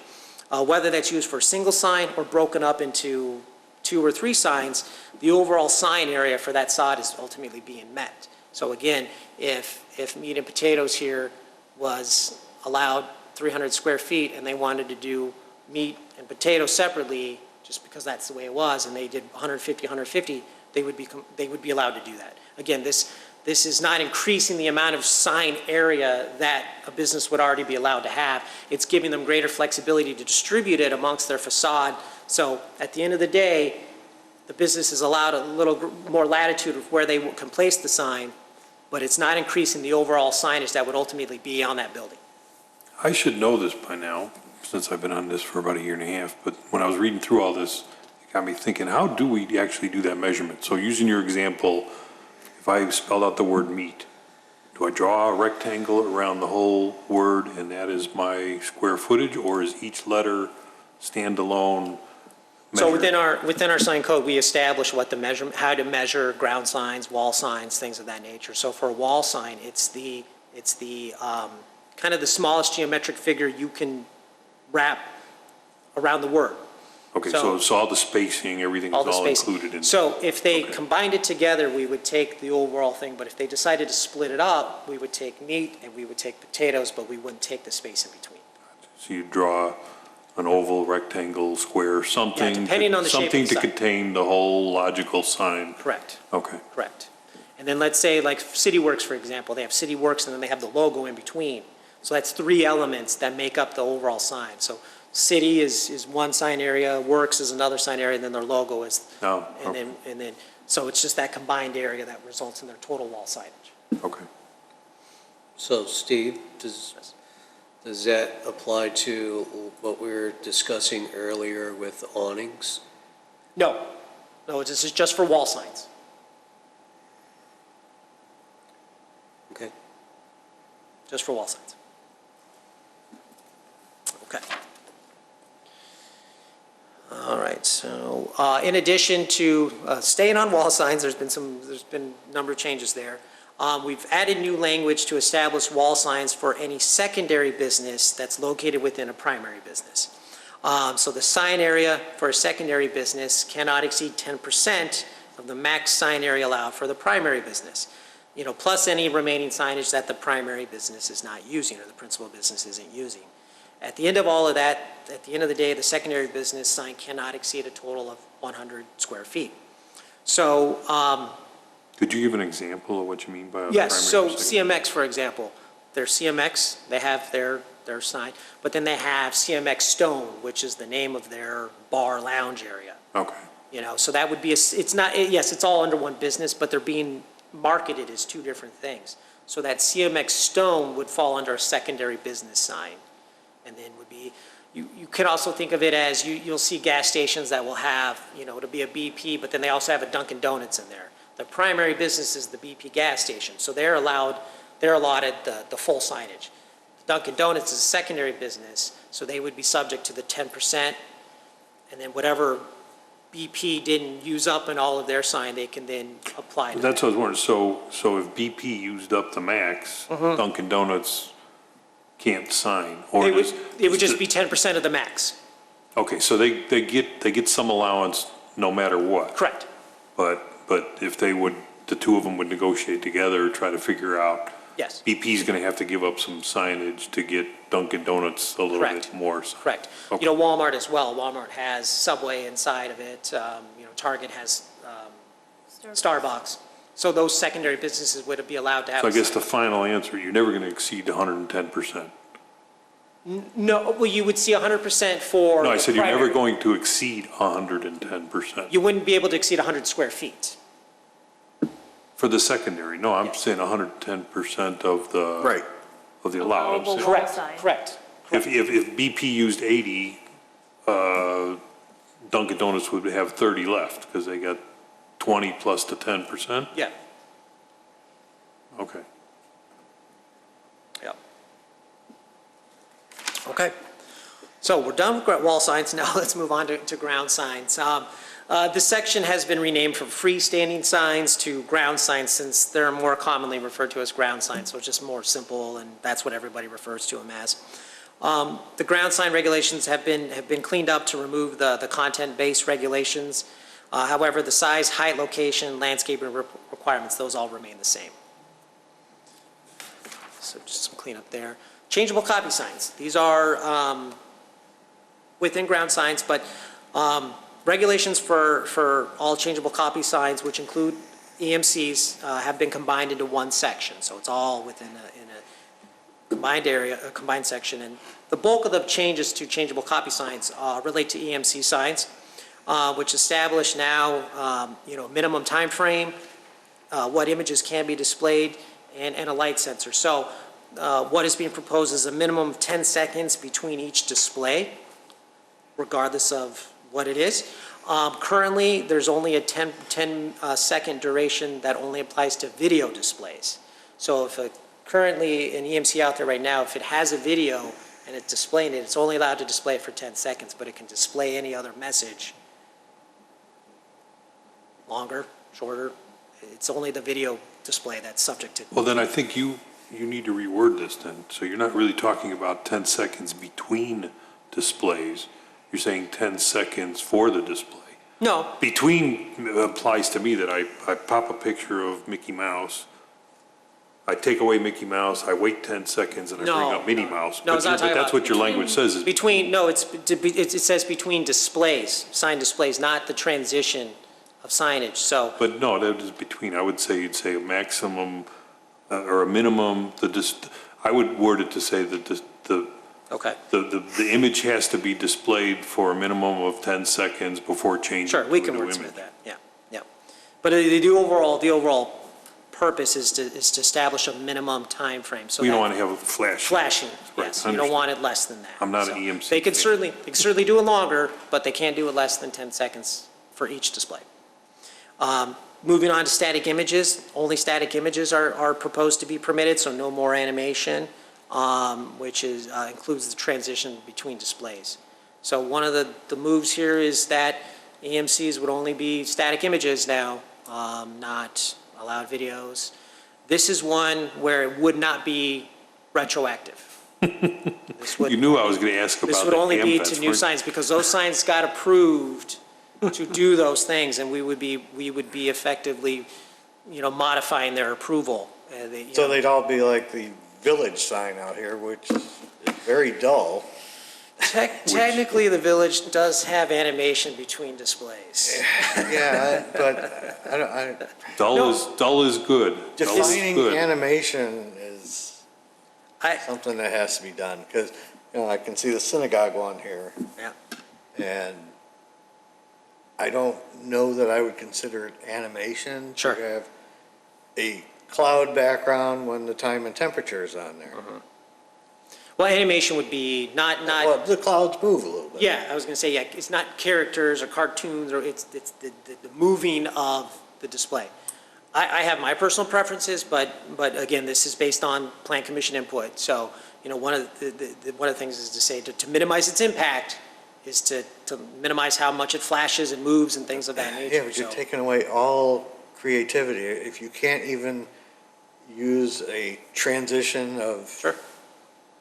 Fading out or. That's fading. not a bad Yeah, thing. That's. Again, I have my That's not a bad thing. personal preferences, but it's not about my personal preference, and that's why we're here to discuss this. We're not Las Vegas. And then Well, and I'm not saying we are.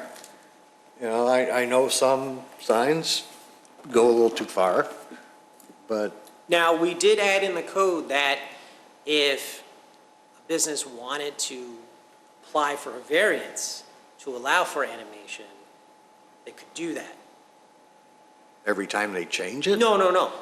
So if they came in for an EMC, they would have to apply for a variance to allow for it to have any kind of animation. So then it would be subject to further review by the Plan Commission apart from just appearance or aesthetic.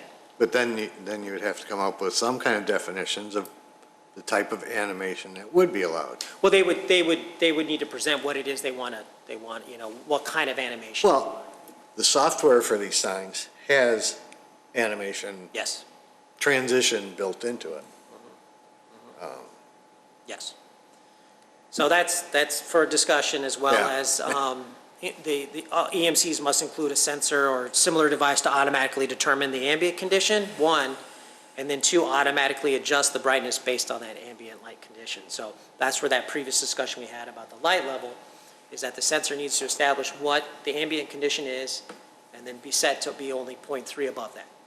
So any new sign, we have greater peace of mind knowing that it needs to be set to that new lighting standard. And to ask the obvious, I assume that technology is out in the industry. Oh, yeah, And yeah. that, okay. Yeah, absolutely. Yeah. There has been past commission discussion on EMCs and additional regulations and what have you, but what is being proposed is kind of where staff's, kind of feeling is kind of the happy medium of allowing EMCs under certain conditions. We feel that if we go any further, it kind of basically renders them impractical for any business to want to spend the money to do it. And at that point, you might as well just prohibit them then at that point. So this is kind of the max that staff's willing to propose the controls. But clearly for discussion of does the plan commission want to go further? Is this too far? That's part of the discussion.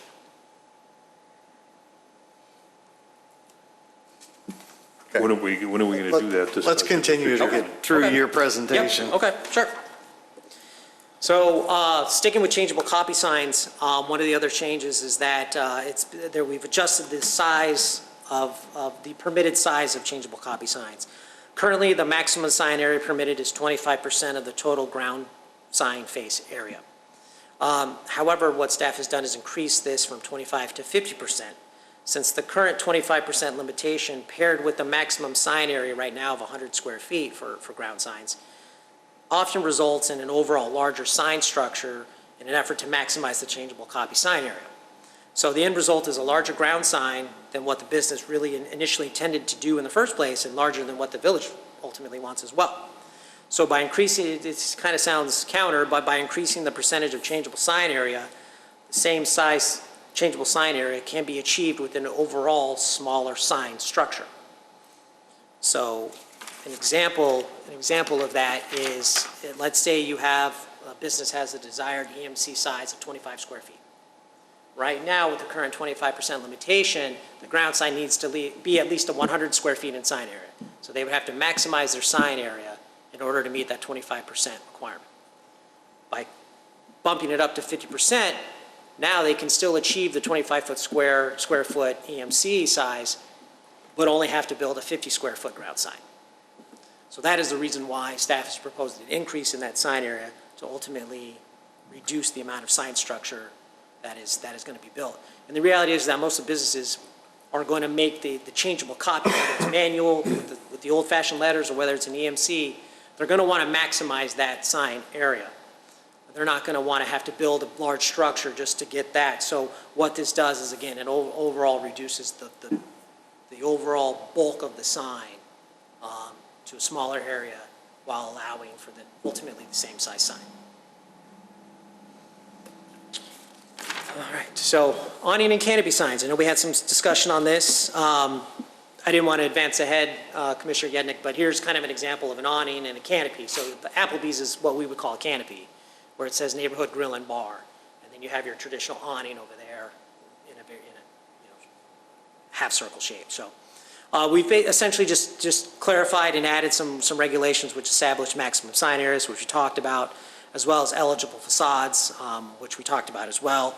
And all of those are absent from the current sign code requirements. So we talked about minimizing the sign area to not the facade length, but the length of the canopy or the awning, as well as the qualifying facades. It has to face either a street or a parking lot with customer access or what have you. So those are just some brief changes to that. Blade signs or projecting signs are ones that we've added in the code as well. And these are traditionally installed in more urban or downtown settings. However, their use has been increasing in traditional suburban settings.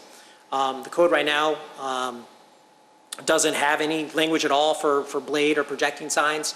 So we've added this in as a requirement as well. These are separate from wall signs. Although they're attached to the wall, they're not wall signs in the proposed code. So they would be allowed under a smaller set of circumstances. Projection only allowed up to a certain amount of feet away from the building. You have to have a certain vertical clearance, so obviously people can walk under it safely. And here's just a few samples of these blade signs or projecting signs. I don't know where this is, but it's very similar to our town center, which I thought was, kind of appropriate. So I think it kind of fit the bill there. So exempt signs. Many of the current exempt signs are based on content-specific regulations, which resulted in a number of changes here. The changes are, again, based on eliminating the content-based regulations in favor of content neutrality. So exempt signs for residential district, for example, we have real estate signs, we have construction signs,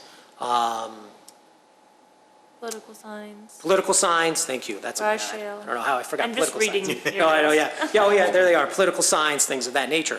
So one of the things I talked about with the Reed-Gilbert case is that we cannot anymore, unless we want to be subject to the Supreme Court challenge, to say that a political sign has to be 4 square feet. A real estate sign can be 6 square feet.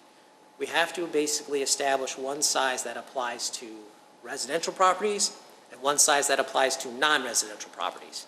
They can be different because there's justification to say that a residential property is smaller, it's a less intense area, and non-residential properties are larger, they're more intense. So we can have size requirements, larger exempt sign requirements for commercial properties than we can for residential. But whatever residential limitation is established for the residential district for exempt signs is what has to be used for everything, whether it's a political sign, whether it's my child goes to this particular high school or college or whatever, this is my favorite sports team, this is public opinion that I want to provide my neighbors, whatever that may be, it has to be the same size. And it has to be subject to the same time, place, and manner requirements. Same applies to commercial. We have to have, typically commercial properties are generally only commercial speech, but we have to provide avenues for non-residential properties to also be able to have non-commercial speech. You don't see them that often. I mean, what you typically see are political signs on commercial properties, real estate signs, the commercial properties are also allowed an ability to put a freedom, quote-unquote, freedom of speech sign on their property as well. So because our code doesn't have one size already, it goes across the board. We've got some samples here for the Plan Commission to kind of look at, get some ideas of the sizes, and hopefully that'll give you an idea of what square footages we're talking about here and maybe provide a better direction to see what's comfort level for residential and then commercial as well. Yeah, let's come back to that. Okay. Okay. Trying to get you through. Okay, all right, all right. Don's got TV to watch, okay. No, we have a resident that would like to speak on this Yes, I thing know. too. She wanted us to thoroughly examine it, and that's what we're doing. So I talked about residential exempt signs, and in our current code, notice bulletin boards is a sign type that was permitted for public, charitable, or religious institutions and not-for-profit organizations. These were sign types that were once kind of used, but we haven't really seen these lately. Not only that, but they are not compliant, they're not READ compliant. So they are a content-based sign, so they have been removed. Any organization that is seeking to install a ground sign is subject to, in this case, they're an institutional use, so they'd be subject to the signs on commercial, industrial, or institutional properties. And then they would be whether or not they wanted to put a changeable copy sign up or not. There is actually an example in the village. I just happened to notice it the Yeah? other day. There's the little condos that are at 83 and Valley Stream. When I was looking at the property that was looking to get no garage, and when I walked my dog, they have a bulletin board there for their condo association where Oh, they really? post their meeting notices and Okay, stuff. okay. It's facing Valley Stream. Okay. Because I guess, they probably don't have a clubhouse, they don't, all those, they have separate entries, so that's the only. Sure.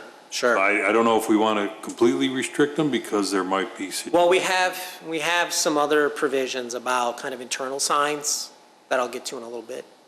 Yeah, but they couldn't have an internal because they don't have a common entry. They don't have a walkway like in No, my sure. condo building, we've got a mailbox lobby. Yeah. So we have our bulletin board there. They've got an outside bulletin board. But it's internal to their property. Internal to the development. Oh, I thought you meant Yeah, internal. sorry, yes, yeah.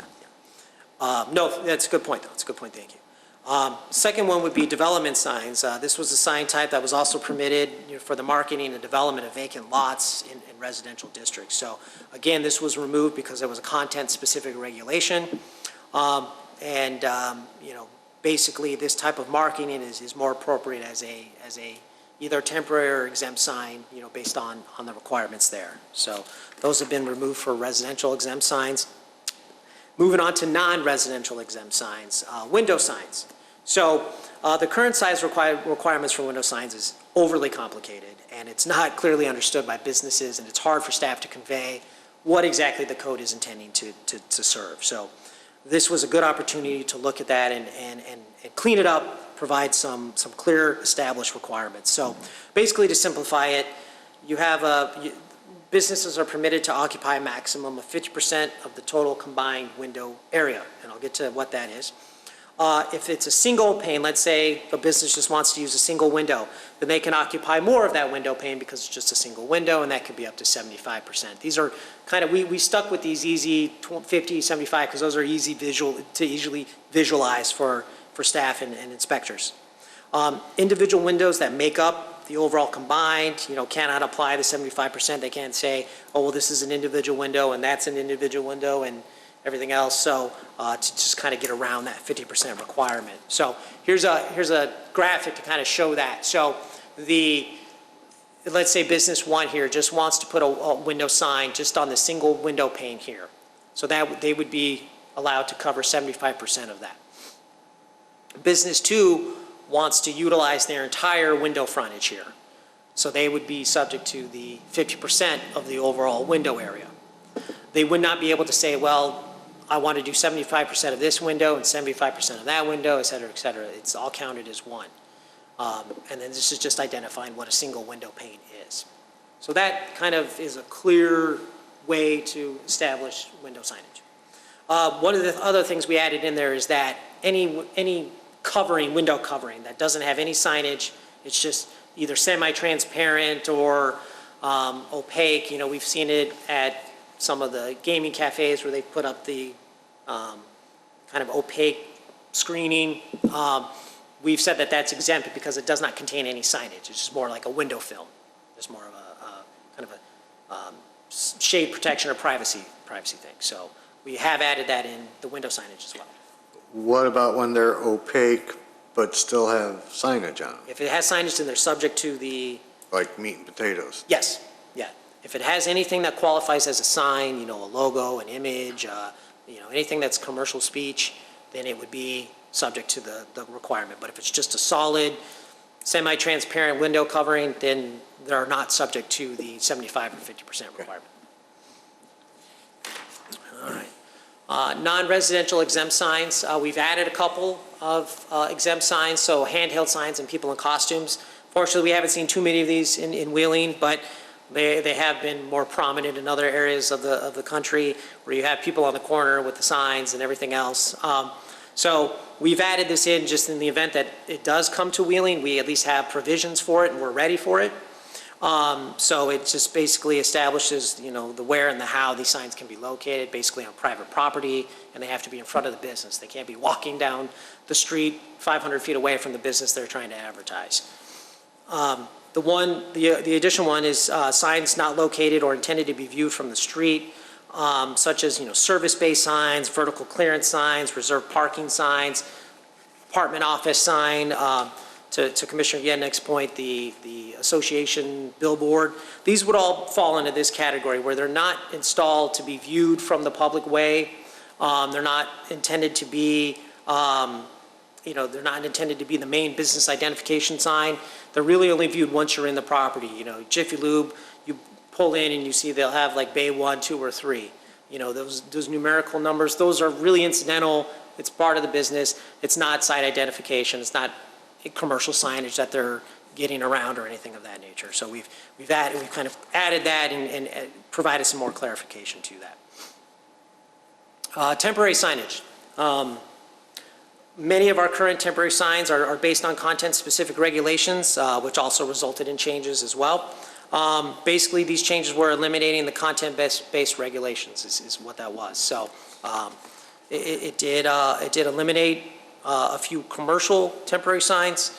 For residential signs, we're still working with Mallory on these, so these may change a little bit. But one of the things that we're proposing is looking at the function of the property rather than what the sign is. So property with an active building permit. So it's a condition of the property, not because it's advertising for construction. So if a residential property has an active building permit, then they would be allowed, so it's for properties with at least 5 units or more. So, an apartment complex or townhome development or whatever, then they would be allowed the sign at 32 square feet, maximum height at 10.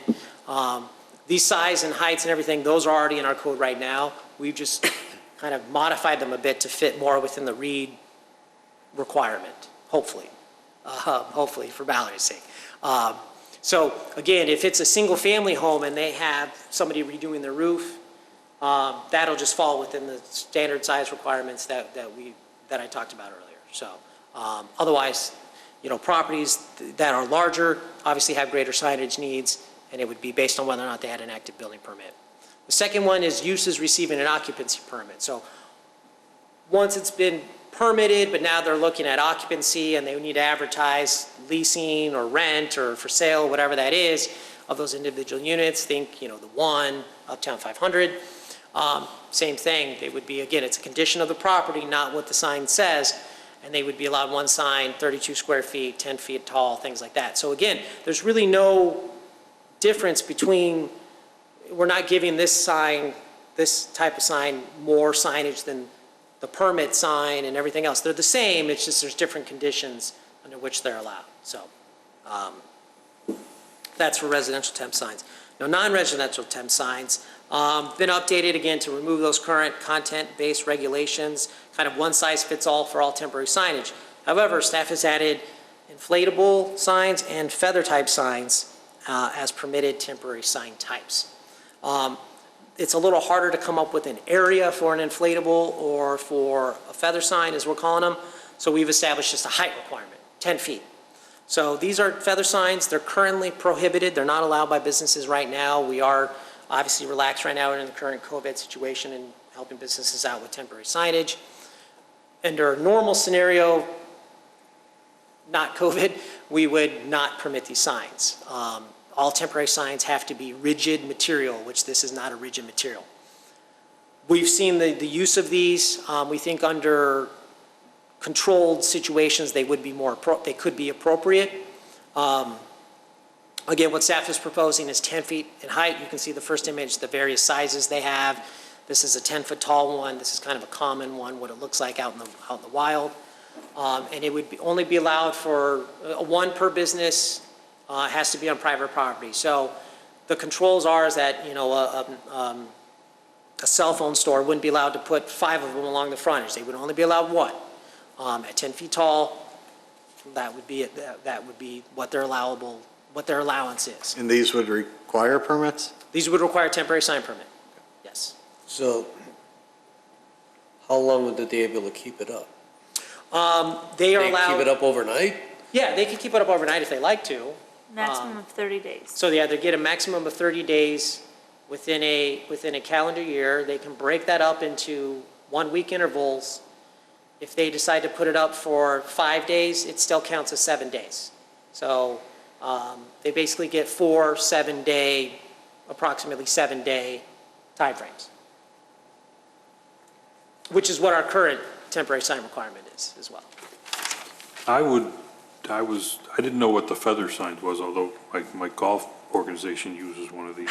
I didn't know what that's what they were. I mean, that's what we're calling them. We think they look like feathers. I was going to suggest that they should be limited during business hours only, but maybe not the feather signs, but the inflatables? Yeah, The yes. inflatables are those goofy things you see if they're selling the car, right? where And those the typically arms are waving? aren't, those typically aren't taller than 10 feet, so any inflatable has to be 10 feet tall and that's it. So we don't, we're capping that at 10 feet so that you don't have the big, the huge inflatable that's on top. You're not allowed to put these on the roof, so an inflatable sign can't be on the roof, a feather sign can't be on the roof. Well, I guess my thought was that I was gonna say limit both of them to only be out during business hours. The same thing with the A-frame signs, that they gotta Sure. put it out in the Yeah. morning, take it out Sure. in the evening, but maybe the feather signs, since if they want it, like right now, COVID, they wanna say, we're still open, or we have patio service, so maybe people drive by, it's not business hours, but they'll register in their mind that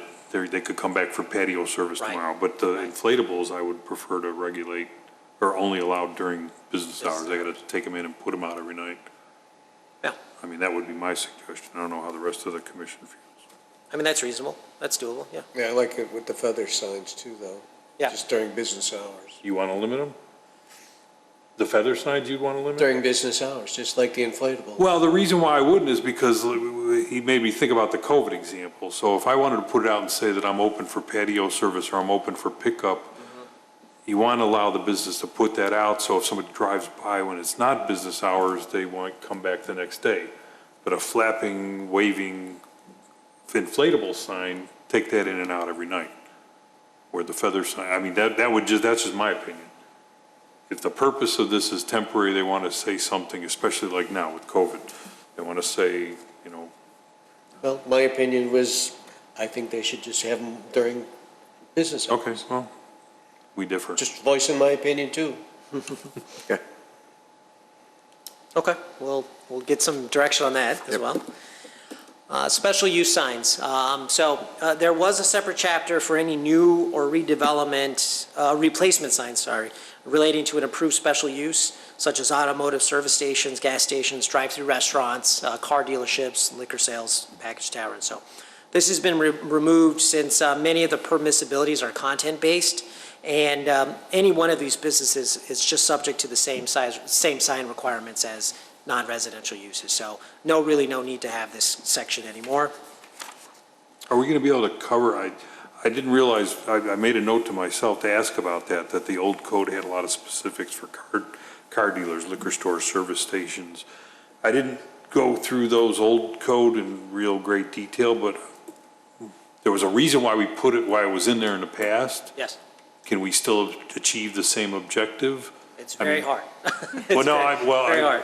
I mean, what were some of the objectives? Was it like, you It's- didn't it's- want to let them advertise too many gas stations? So so there were separate requirements for a gas station, for example. There were specific requirements for the canopy signs, the canopy over the gas station pumps. Okay, But now that we have a canopy sign standards, they're subject to those canopy sign standards. It also said that signs on the gas pumps and everything are all exempt. Well, we've addressed that through signs that aren't intended to be viewed from the street and not intended for main identification. So that takes care of those. okay. Packaged liquor stores were limited to how many neon signs they could have in the window and how many alcohol products they could advertise in the window. Well, we have window sign regulations that they would be subject to. The car dealerships are allowed a second monument sign within closer range than other commercial properties would be allowed to have if they have more than one vehicle. So if you have, Ford and Lincoln, they would be able to have two monument signs closer together than what any other business would be allowed to have. So there's a lot of content regulated things that you really can't, those are, so specific to that use that you really can't, come up with a creative way other than to say, you're a commercial business just like everybody else. You need to be subject to the same same signage as all the other businesses. Now, we don't have a large number of dealerships in town, and if they feel that they need signage above and beyond what the code allows, Okay. then that's where the variance comes in. Okay. So finally, to close it out, the new sign code's going to substantially depart from the traditional code format. It's going to combine various requirements all into specific sections so that it's a better format for the end user, for residents, for businesses, for sign professionals. A lot of these people aren't familiar with reading codes, and that's foreign to them. So we are going to put it in, hopefully package it in a way that's easier to understand. What we've provided tonight is kind of the text form, and we want to solidify the text to then return with final text as well as the final format for the Plan Commission. What we're looking for tonight is some initial feedback. If we need to come back for a later date to continue the dialogue, we can certainly do that. Right now, staff is anticipating returning to December 2nd. We can continue the open dialogue at September 2nd. We don't want to rush this to make sure that we get everything right. We would like to try to get this approved earlier in 2021, just so that we can start a new year with new sign regulations. But again, we'd rather do it right, make sure that all the concerns are being met. And if that means going into the latter part of January or February, we're okay with that as well. But again, just to kind of give you the preview that it's going to look entirely different. We're hoping that'll result in a more user-friendly code. And with that, that concludes staff's presentation. Obviously, if there's any questions, I'm available. All right. Take a break. We'll get back to some of the specific things. Ms. Wilson. Thank you. And then we're going to take a 5-minute break. I'm very pleased that you were so thorough. I think any change like this that's going to affect our businesses deserves Sorry, Ms. that. Wilson. Oh, you have to be sworn in because it's a public. Oh, that's right. sworn in. Yes. It was so long ago, I forgot. What do I do? Do you swear the testimony you're giving tonight to be the truth? Oh, yes, of course. And state your name and address. Yes. No, For I the don't, record. I don't give my address. I do live in Wheeling. I'm Deborah Wilson. Okay. So that's optional, according to the Attorney General. Anyway, I want to draw your attention to page 8. At the top of page 8, it talks about the penalties, okay? And so this is where I don't want our businesses to be demoralized. It's $1,000 a week if you violate. I don't see anything in the enforcement that says they'll get a warning letter. I mean, a warning letter before that's applied and maybe 30 days to comply. Can you imagine some of our smaller businesses being oblivious? I mean, and getting hit with a $1,000 fine? I mean, that's just brutal. So I want you to do whatever you can to set these people up for success. I would insist upon a warning letter. It's very possible some business owners may not be aware of the change, or perhaps you can send a letter out to everybody when it changes on the first of the year. I also want to draw attention to some of the prohibited signs. I'd like maybe some of the definitions could be a little more clear. H says portable or mobile signs, excluding sidewalk signs. So I don't know what a portable or mobile sign would be, but I think it should be more clear. You talked about the EMCs a little bit earlier. I was having some trouble hearing, so if my statement is redundant, please forgive me, but that makes some white noise, that machine hanging from the ceiling.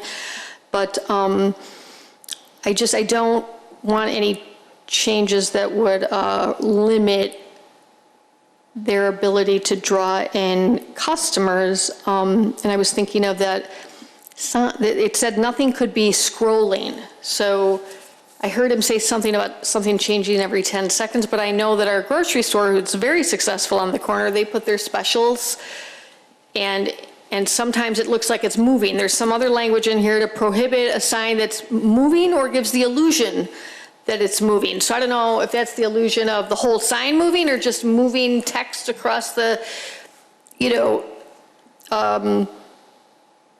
so my big takeaway here is I just don't want to demoralize our businesses.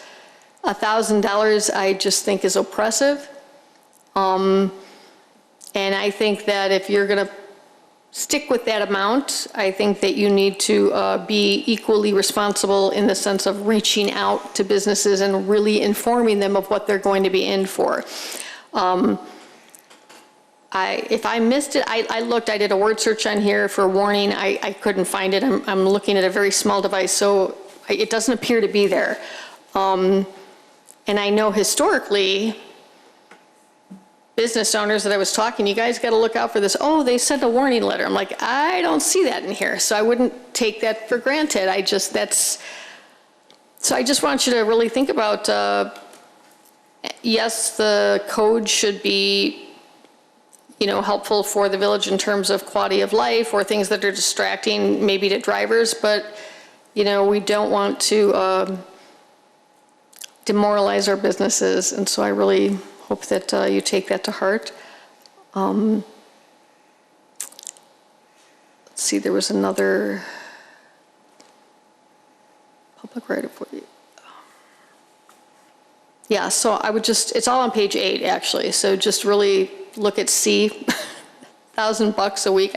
I was thinking of our little Wheeling Donuts. That store, the owners don't speak, well, English isn't their first language, and I don't know. They're just making it, selling donuts. I just would hate for them to be hit with something like that. So thank you for your time. Thank you. All right, I'm going to call a 5-minute recess, comfort break. And we'll get back to some of these details.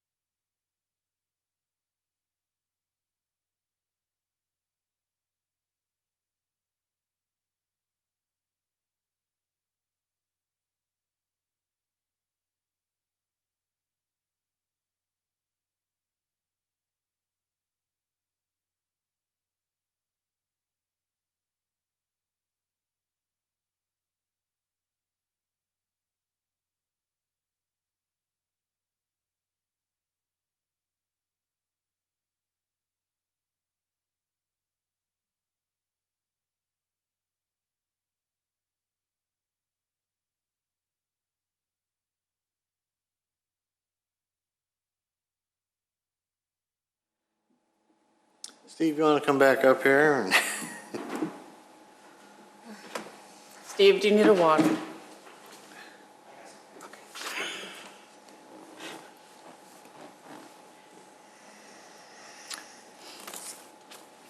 Not sure how you want to do this, if you want to go section by section again and see who's got questions on each one, or if you just want to go What if you do by person each by person? commissioner.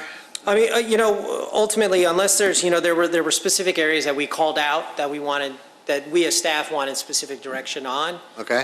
So I as staff would like to focus on those, but if there's any other area that the plan commission Well, has seen. let's get those knocked Okay. out first then. Okay. And we can get back to our question. All right, I think the first and foremost was the, let me go up to the top, so excuse my fast scrolling. I think it was the neon lighting's tubing. No, I think the first one was plan commission, Oh, yeah, plan commission. Yeah, you can't move Yes. it that fast, gotta be 10 seconds. right, 10 seconds. It was a fast 10 It seconds. was plan commission, the removing wall signs, Right, awning, right. canopy. So that was the first, call out that staff, is, you know, the plan commission's input preference on having wall signs. Staff is included awning and canopies, I know we've had that discussion, but wall signs, awning and canopy signs that meet the code, rather than putting them on consent, allowing them just to go straight to permit. Okay, anybody have a problem with approving that part of it? As long as there's information included on the agenda about what's been added. But Right. if that's the case, it's probably going to be an after-the-fact situation. The whole purpose of taking it out is so that we can expedite the approval process. The person doesn't have to take time out of their schedule to come to these meetings. So we're going to find out. Well, for consent items, they don't come to the meetings, so. We're Well, still that's talking true, but- consent. Yeah. But, okay, but I guess there's a lag for them.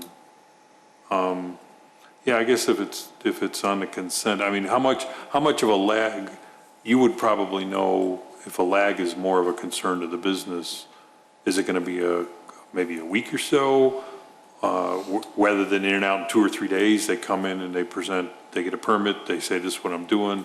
It gets rubber stamped at the staff, and then they're off and running. I mean, at a minimum, it's probably an average, at a minimum, 2 to 3 week delay. That's assuming the application we get in is detailed, has all the information we need. We don't require any follow-up submittals or anything of that. Most of the applications we receive, we need more information. They're not fully complete. They're not to the condition that you guys receive them in. In order to make them I can't think of the word. To get the permit? In order to make them a consent agenda item, you're saying you're going to have to go up and back, and it's going to be. There's typically a back and forth. They submit an incomplete, or they submit one piece of information. We need more. We require some more, you know, documentation. So if we remove the plan commission review, then we can email the applicant. They can email us right back, and that permit review can be conducted within a day or within a couple of days, and the permit can go out within that week, rather than having to wait for the next plan commission agenda, put it on the agenda, and everything else. Right, and also, most of them, I'm going back and forth with the applicant. They have to get landscape plans, they have to get footing plans, they have to get, then put the address on. So I'm usually spending a couple, you know, at least a week or more with them trying to get revised plans. Then they wait another 2 weeks to come I want to here. clarify that. That's going to be regardless, or is that in order to make it a consent agenda? That's how I currently do it now. to That's put it on. regardless. That's regardless. That back and forth is regardless, but what she's saying is the petitioner or the business usually has that week or 2 week delay in going back and forth with staff. And then the current plan commission review period adds 2 to 3 weeks on top of that because they have to wait to get on the next agenda. Get on the agenda, okay. So for example, if someone turned in a sign application tomorrow, a permit application, you know, they might have to go back and forth for a few days or a week with staff, but they would have it within a week versus they wouldn't be able to have it until December 2nd. December 2nd if they had to get plan commission review. That's, you know, that's. in a business's mind for So even if it's a signage. consent agenda item, if it's Should just. be on a consent If it's just agenda. included as a notification to us, it's probably going to be after the fact. Yeah. Yes, it would be, here's what we approved between the previous plan commission and tonight's plan commission kind of thing. Here's, and it would be, Maybe, I'm talking a lot, but maybe a suggestion would be that we just go with the notification for a time being, and then if we see that stuff that's coming concerns us, we revisit it. yeah, we So can. that we don't yeah. delay the businesses, we don't delay your process, we give you the authority to make the reviews. Would that make Yeah, sense? we could come up with a notification process, I It guess. can also always be during other business. Yeah, It's a great Right. time for other business. Yeah. Okay, so I think we're good, in agreement on that. good with notice, okay. So then I believe the second was, yes, prohibited signs, the outlining of windows with neon tubing or LED lighting. It's currently prohibited, it's proposed to be prohibited. Just want We to know. do have some. We do have some, and if it stays prohibited, we'll work with the business to work with them to get those removed. But we have seen a couple, didn't know if the plan commission, thought, and maybe it's time to loosen that up, or we still want them to be prohibited. My viewpoint, I personally don't have a problem with it as long as they're not strobing. Because I know when some of them first went in, they were very fast moving. If it's just framing the window, I'm okay with it. Do you want to just do a yes or no poll? Pardon? Do you want to just do a yes or no poll? Yeah, that's fine. Is there going to be a restriction on the brightness? No. No, I don't think we would go to that level. If it's decided that to allow it, I think we would just say, I question whether or not it's a sign anyway, because it's just. Well, see, light. that's where I'm going with this. So- Then we're getting to a sign. Right, I So think it's we like a would- neon sign. I think if the plan commission is okay with it, then we would just know that that's something that's permitted, and we would work with the businesses to say, yeah, you can do that. If we see one that's flashing or, chasing or whatever, we would just go in and say, you have to keep them solid. Or if they're prohibited. Do we have a lot Well, of you can them? keep in, I'm sorry, Do Commissioner. we have a lot of these? We don't, no. No. And do you think we would get more if we said it was okay? I don't Well, think you're it would not going to change say at it's all. okay, you're just going to remove the prohibited language, so you're not going to advertise it as an option. Right. I don't think anything would change. The businesses that do them already have it in And there. if we have a problem with it, we're going to get a complaint, and then you're going to have to tell them that they can't use They it. can't do it, anymore. I correct. would vote prohibited. Okay, so let's do a quick poll on whether this should be completely prohibited or limited to just solid light. Yeah, not I would say flashing. that the code currently does prohibit blinking or flashing, so we could leave that language in. That's true. Yep. Because the other, are you just proposing to remove the portion that says outlining of Yes. windows with neon tubing or string of lights? Yes, so the rest would, okay. These would still be reviewable by us, right? No, this would just be, this is currently prohibited, so a business isn't allowed to do that right now. Just put an LED strip of lights outlining their window, in the inside of the window. It's not a sign, so don't- it's not reviewable. Yeah, I don't know why businesses do that, but they do it. Some do. Again, we don't have a high number of them, like Commissioner Creech said. It was just, when we looked at this, I found that to be, kind of an odd Well, specific call out. I think when they went to it because they could get them flashing. And then, Yes. then they were told no, Right. so that's why we haven't seen it spread. Yeah, I mean, it's not like we're pushing for this to be allowed, we just wanted to bring it to the Plan Commission's attention and see if the tone is still the same. That's all, I mean, we could leave it as is, it's not gonna change anything the way, we as staff are not advocating that this be removed. It's just something that we wanted to know if the Plan Commission continues to feel this way about their prohibition, that's all. Commissioner Creech, you feel it's okay to frame the window sign, or the windows? I would say no. Commissioner Thompson? Yes. Commissioner Yednick? No. Commissioner Berkey? No. Commissioner Sprague? Yes. And I say yes, so we're 50-50. Okay. Well, we'll leave it, we're not proposing to change it, so Okay. we can just leave it Call Commissioner Beloven in the as morning. it is. Yeah, right. We'll get her feedback. Okay. So then the A-frame sidewalk sign, sandwich board sign, I think in the code we call it a sidewalk sign. So whether or not the Plan Commission is willing to allow this as a permitted sign type for businesses, it would be exempt. It would be subject to the limitations that they cannot be along the street frontage, they cannot be located within 5 feet, cannot be on a public sidewalk either. So My only concern on this one is being located within 5 feet might be a little too tight. 10 feet might be a little too far. It's hard to come up with a number. Well, and you're saying you couldn't put them on a sidewalk? you could put them on the sidewalk that's adjacent to the store, but they wouldn't be able to put them on the public sidewalk in the parkway that's along the street frontage. In reality, what's going to happen is they're going to float around all over the place. Well, they And will. if they're causing a problem, blocking an entrance or something, somebody's going to complain. Yep. And then we would go back and deal with it. So I think if we just put restrictions on it, people use their common sense. Yeah, I it's think it's to just have. more of a yes or no, do we want to allow Right, them? because it's on these are specifically called out as a prohibited sign type. They're mobile. You're going to have somebody putting it one place one morning, and the next morning they're going to put it another place. The only thing I would do is the same thing I said on the other one, only allowed during business hours. They got to come in and out. Right, and that They is got to allowed. come in That and is- out every night. That is in there. It has to be during business hours, And operating it has to be adjacent to the business it's advertising.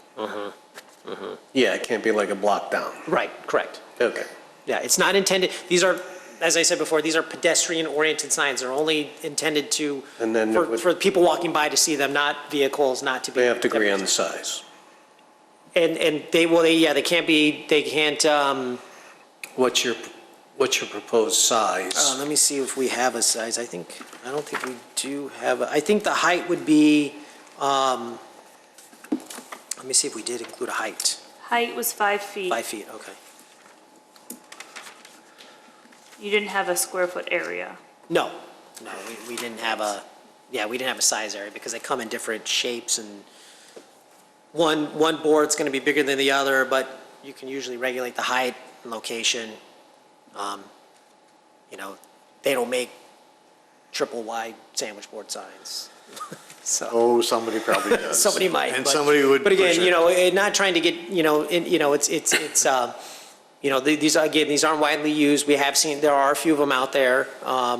We've kind of turned an eye because they're really not problematic at this point, but we've seen them.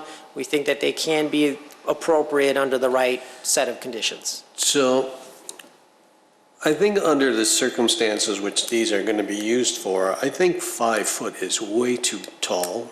Okay. I would like to see it more like a 2 foot by 3 foot. The first thing I was thinking about is, kids being able to see over them or, blocking views.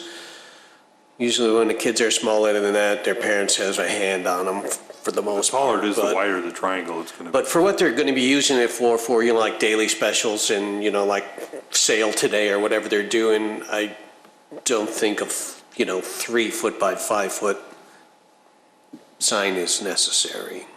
Just my opinion. Anyone else want to Do you- chime do you in know on what the this? height of I the think if they're stands kept, was?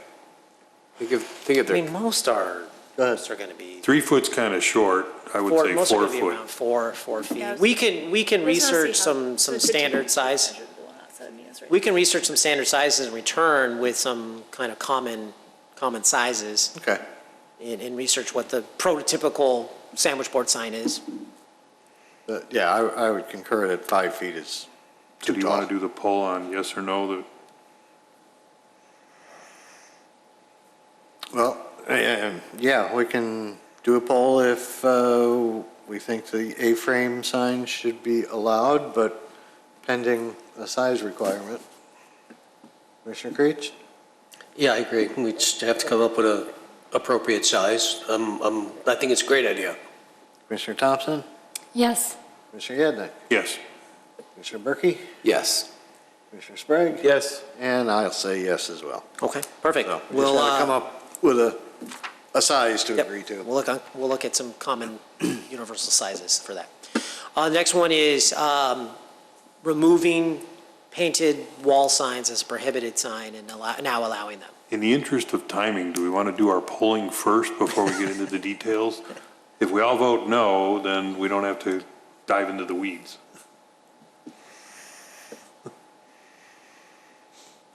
Mr. Chairman. I mean, I'm not sure where you're going with that, because. well, I mean, if We're not instead gonna of asking all the details on the sizing and the dimensions and all that, if we all say no, we don't want to allow painted exterior wall signs, then we don't have to get into the dimensions and the sizing and all that. And it would have been the same thing for the A-frame sandwich board. Well, we already know the size on these. Well, I know, yeah, you do, These but fall I'm just. under the same. I'm just- Yeah, we follow the I'm just same trying to get home size, before yeah. midnight, I Yeah, guess. I'm just, if we just polled quickly, then. Yeah, the fundamental question here is whether or not the Plan Commission is now okay with painted exterior wall signs. Commissioner Creech, Yeah, we've already allowed it. Commissioner Thompson, Yes. Commissioner Yednick, Yes. Commissioner Berkey, Yes. Commissioner Sprague. Yes. And I'll say yes as well. Okay, thank you. All right, let's see, let me go through my notes here. So we proposed for the electronic message centers, the lighting standards, or the lighting requirement of 0.3 foot candles over the ambient lighting measurement, and based on the size and the distance is, I know we had some conversation about that already, but is that an acceptable level at this point for at least staff to move forward to? Well, I think because we don't know anything better, that's all we have to go with. So, you agree, Mr. Creech? I agree. I would like to see how it's measured, but I agree. Okay. Commissioner Thompson, Yes. Commissioner Yednick, I am not a fan of EMCs at all. I would vote to exclude them, but I think I'm in a minority. I would prefer, the only thing I would like to add is, well, the question is, do we set the standard not to exceed 0.3 foot candles over ambient lighting? oh, I thought the question was just accept what was advised by staff, 100%. It was just the brightness question first? Okay, the brightness question, I'm fine with it. I'm not a fan of EMCs, though. It's just a yes or no. Yeah. Yeah. So, So you're okay with setting the brightness? Well, I'm going to get outvoted on restricting EMCs, I would suspect. But if we have to have them, then yes, I'm fine Okay. with the industry recommended measurement. Commissioner Berkey, Yes. Commissioner Sprague, Yes. and I'll say yes as well, because we have no other measurement to go by. correct? Steve, but you said you could maybe try and set up some kind of example at night or something? yeah, So we'll we look can see the into, brightness or we'll look into, try to work, maybe we can use ours as a, because we'll work with our Yeah. IT department to see if we can do some levels, some Okay. level readings, just That'd be great. as a test. If we find that it's either too bright or not bright enough at this measurement, we can bring this to the, fore again, right? Yes, Okay. yes, yep. Okay. Moving on through here. Sticking with EMCs, just want to make sure that the Plan Commission is okay with the minimum thresholds that staff has proposed. The minimum 10 seconds between sign images. No, it's 10-second duration of some. Yes, 10 second, however we wordsmith that. Yeah. Only static images being permitted, and EMCs including a sensor or similar device. Is there any I questions? have a problem when you say no animation, because it's not defining what animation is. If you scroll the type up or slide it sideways or something, I don't consider that animation. It still gives you a little bit of creativity, not much.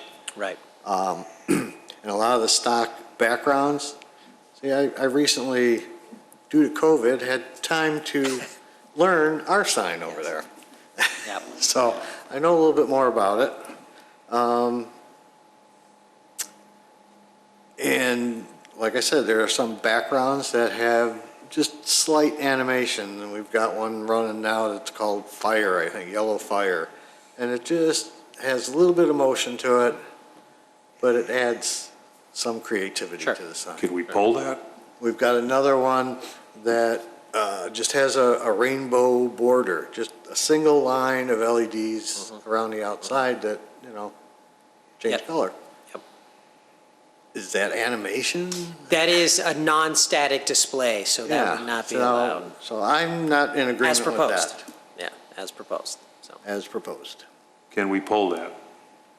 Sure. Which part of it are we gonna? Well, Pull. to say yes or no on animation allowed. And I don't know about the minimum 10 seconds either, because when you only got 2 words on the sign, 10 seconds is excruciatingly long. It is long. That is kind of I guess it's becoming an industry standard within electronic message centers for municipalities and Department of Transportation to establish the minimum 10-second. The goal being that that's the minimum amount of time that it takes a vehicle to pass by that sign so that the vehicle is only seeing one display while they're passing the sign to minimize the distractions. Okay, but even the highway signs, they might have 3 messages that say, road work begins April 1st. Yes, Lane changes ahead, yes. and you want the drivers to see all 3. You do, but if you notice, they don't, there is a 10-second delay between each one of those messages because they don't want to cause distractions for the drivers to I would see, wait question for the. that. Yeah, whether or not they, but Yeah, I mean, that's, maybe that's the goal, but yes, yes. I don't. And the ultimate goal is to not have multiple messages being displayed to distract the driver or to cause them to look away from the road at the sign to see what the next image is or what the next message is going to be, whatever that may be. Well, why don't we pull both questions then? Is that the reason for the animation, is to not distract the driver or to not have the animation? No, the animation was just based on prior plan commission conversations to try to find ways to minimize their impacts. That's one way to do that, is to say it, it's a changeable copy sign, so you're not stuck with just one message, but it can only be still images or still text or things like that. So you still get the nominal benefits of a changeable copy sign. And but the it's- aesthetics. I mean, but if it's you not- picture every it's not single distracting. business down Dundee put out an EMC, and they were all flashing and changing and animation, that's where I refer to Vegas. Go look at the AMVET sign. That's the brightest, gaudiest thing in the neighborhood. That's my opinion on them, but I think that's the intent, and that was what the discussion was around prior. But to Don's point, these signs are designed and built to have full, it's essentially a TV screen, so and it's designed for that, that's the intention, so. Yeah, I hate the thought of limiting it to strictly a text sign, because then you shouldn't bother spending the money. Well, you could have photos, they would just have to be a still photo. So you could do photos as well, but you just wouldn't be able to do like videos. Okay. So you could do photos, you could do pictures, but they all have to be still. Well, let's poll the 2 questions. Which 2 questions are you? One is, does the board agree with staff's recommendation of a minimum of 10-second duration on each image? And the second question is, only static images are allowed. Okay? What was the I'm sorry, I couldn't hear the second one. The second one is that, only or static without images video. are permitted, no animation. With or without video? Well, if it's moving, it's animation, so you can have a video picture, like I think we approved that one EMC, the last one was the taco stand or the Peter hot Ann. dog stand, and he wanted to show Peter pictures Ann. of his menu specials, but we told him he couldn't have dancing tacos, but he could put a picture of a taco plate up there or something. So that's video, but it's not moving video. Okay, so on the first question about the minimum 10 seconds, Commissioner Creech? Is that- Yes. Commissioner Thompson? Yes. Commissioner Yednek? I agree with the staff recommendation, yes. Commissioner Berkey? Yes. Commissioner Sprague? Yes. I'm going to say no because I think it should be more flexible. Okay, only static images are permitted. No animation is allowed, which includes no transition between displays. Commissioner Creech? Well, I'm still a little confused on that one, but I will go along with staff's recommendation. These aren't, I want to be clear, these aren't staff's recommendations. Yeah, no, these are staff's recommendations based on the plan Your commission's comments, input. yeah. So we were trying to appease the plan Based commission. Current staff Staff wording. would- Based on the information that they're presenting. Yes, okay. I just want to be Yeah. clear, like, unlike some of these other ones where staff thinks it, I don't think staff would be recommending this, No. no. Commissioner Thompson? I This is- would say, This is to prohibit animation, correct? Yes. Correct.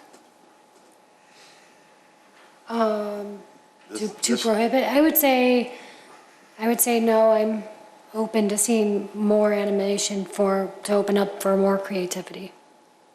Commissioner Yednek? I agree with the language as it's presented. Commissioner Berkey?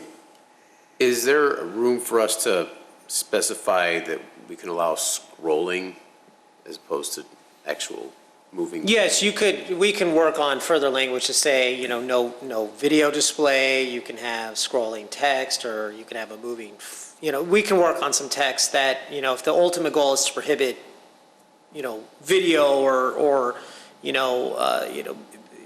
basically a TV, then yeah, we can work on crafting additional language to drill down to no video display. Okay.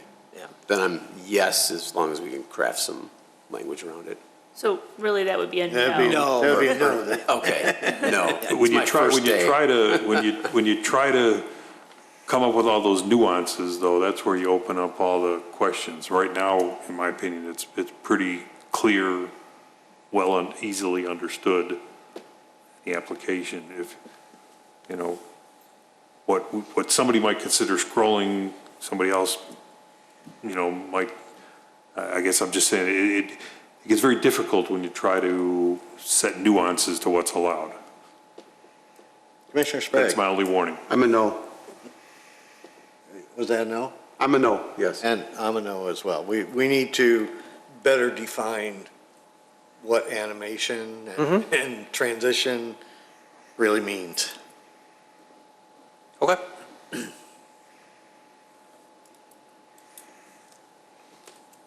right.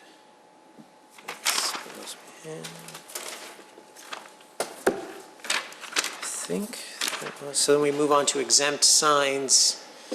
This one here. So now, this is going back to exempt signs. This would be those signs that are political signs, real estate signs, freedom of speech signs, sports team signs. So we'd like some input from the Plan Commission on an appropriate size for residential and an appropriate size for commercial, is ultimately what we'd like to do, because the current code has varying sizes of all types. Some are 6 square feet, some are 4 square feet, so we don't have a standard to go off of. So the first one, which we're not saying is it, but this is a 1.5 square foot sign. This is what your typical residential political sign is. That's in the yard that you see in front of everyone's home. That's the typical political sign, for just reference. I thought they were, There's I thought they were 3 square feet. They're starting to get bigger, but that's kind of where they start out, your small ones, and then you go. So then we have 3 square feet. This is your 3 square foot sign. So these again, these are signs that are going to be used for a resident to put up any kind of non-commercial speech sign, basically.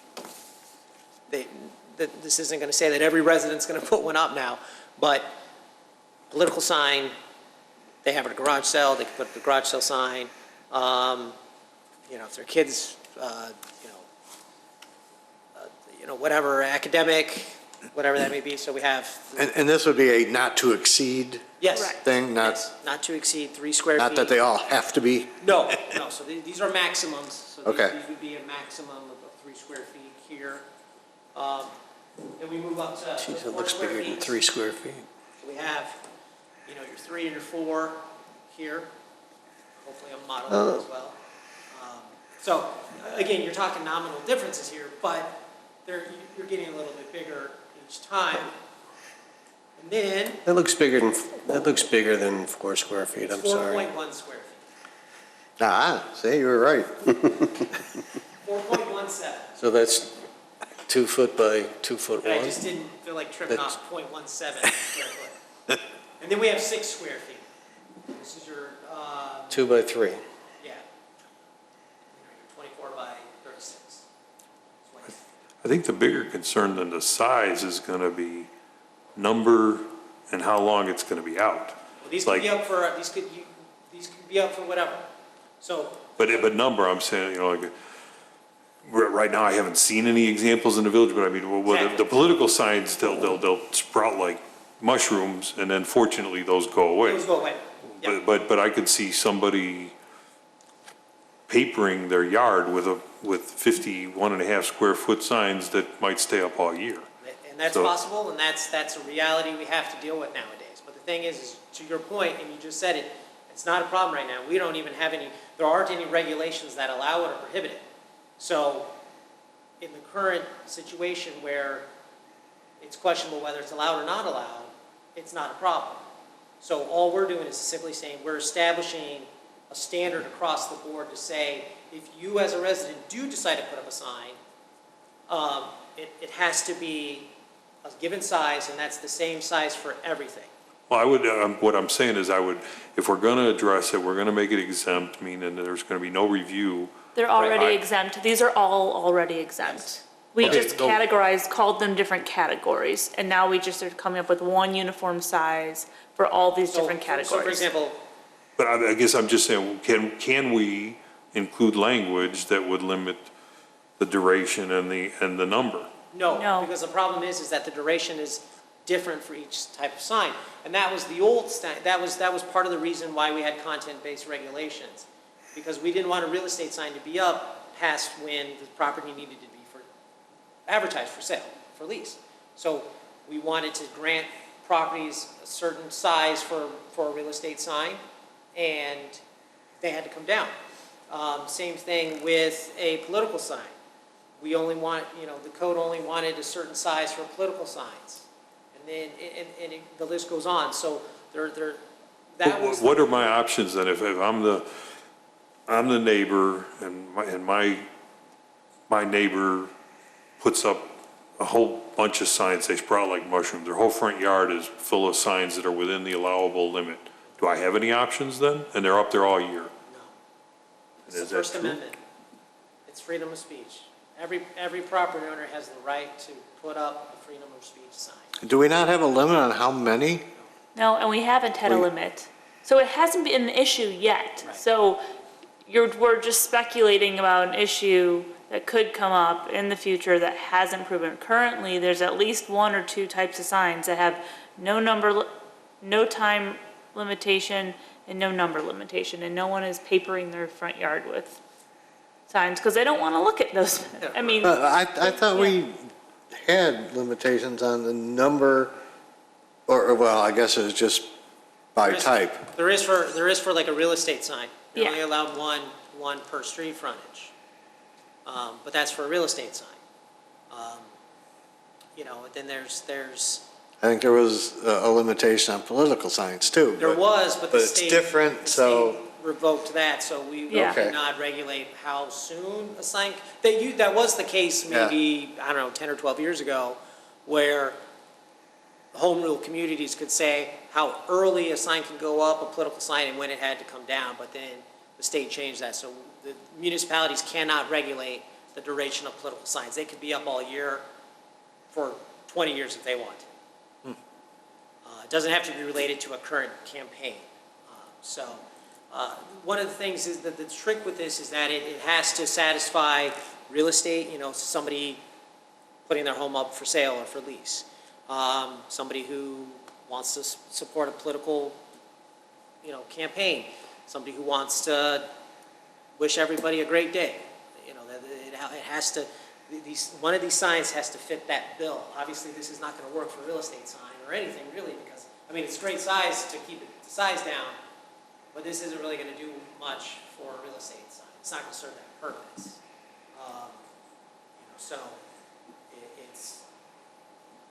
That's why we had these options to kind of present various different sizes.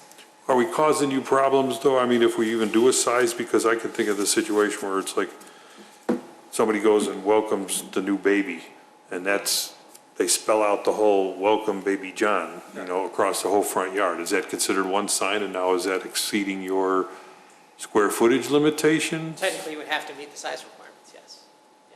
We don't have to put a size requirement, but that opens it up that. I know somebody could put a 10 by 10 big poster in front of their house. Yeah, we don't want that, so. Correct. The reality is that if there is a complaint on an announcement, a graduation, we're seeing those now because of COVID, because people can't have graduation parties, they can't have baby showers, things of that nature. Those are only up for a limited time. By the time, if a complaint does get received, by the time it's reacted upon, by the time we go through the formal process, the sign's down. Yeah, all the balloons have popped and Right. things move on. Yes, they would exceed that, but in the reality of it, by the time that the village goes out to do the enforcement, the sign's gone. All right. But these are signs that will be up. Now, are these just with the little metal stakes, or does this also apply to the ones that are in a post in the ground? For real estate, for example, because real estate signs, people pay a lot of money for those, and they can get up to the 6 feet, well, maybe not 6 feet, that's They're usually really around big. They're usually around 7 square feet. Well, so like the sign itself, but including the post? No, not including posts, just the sign.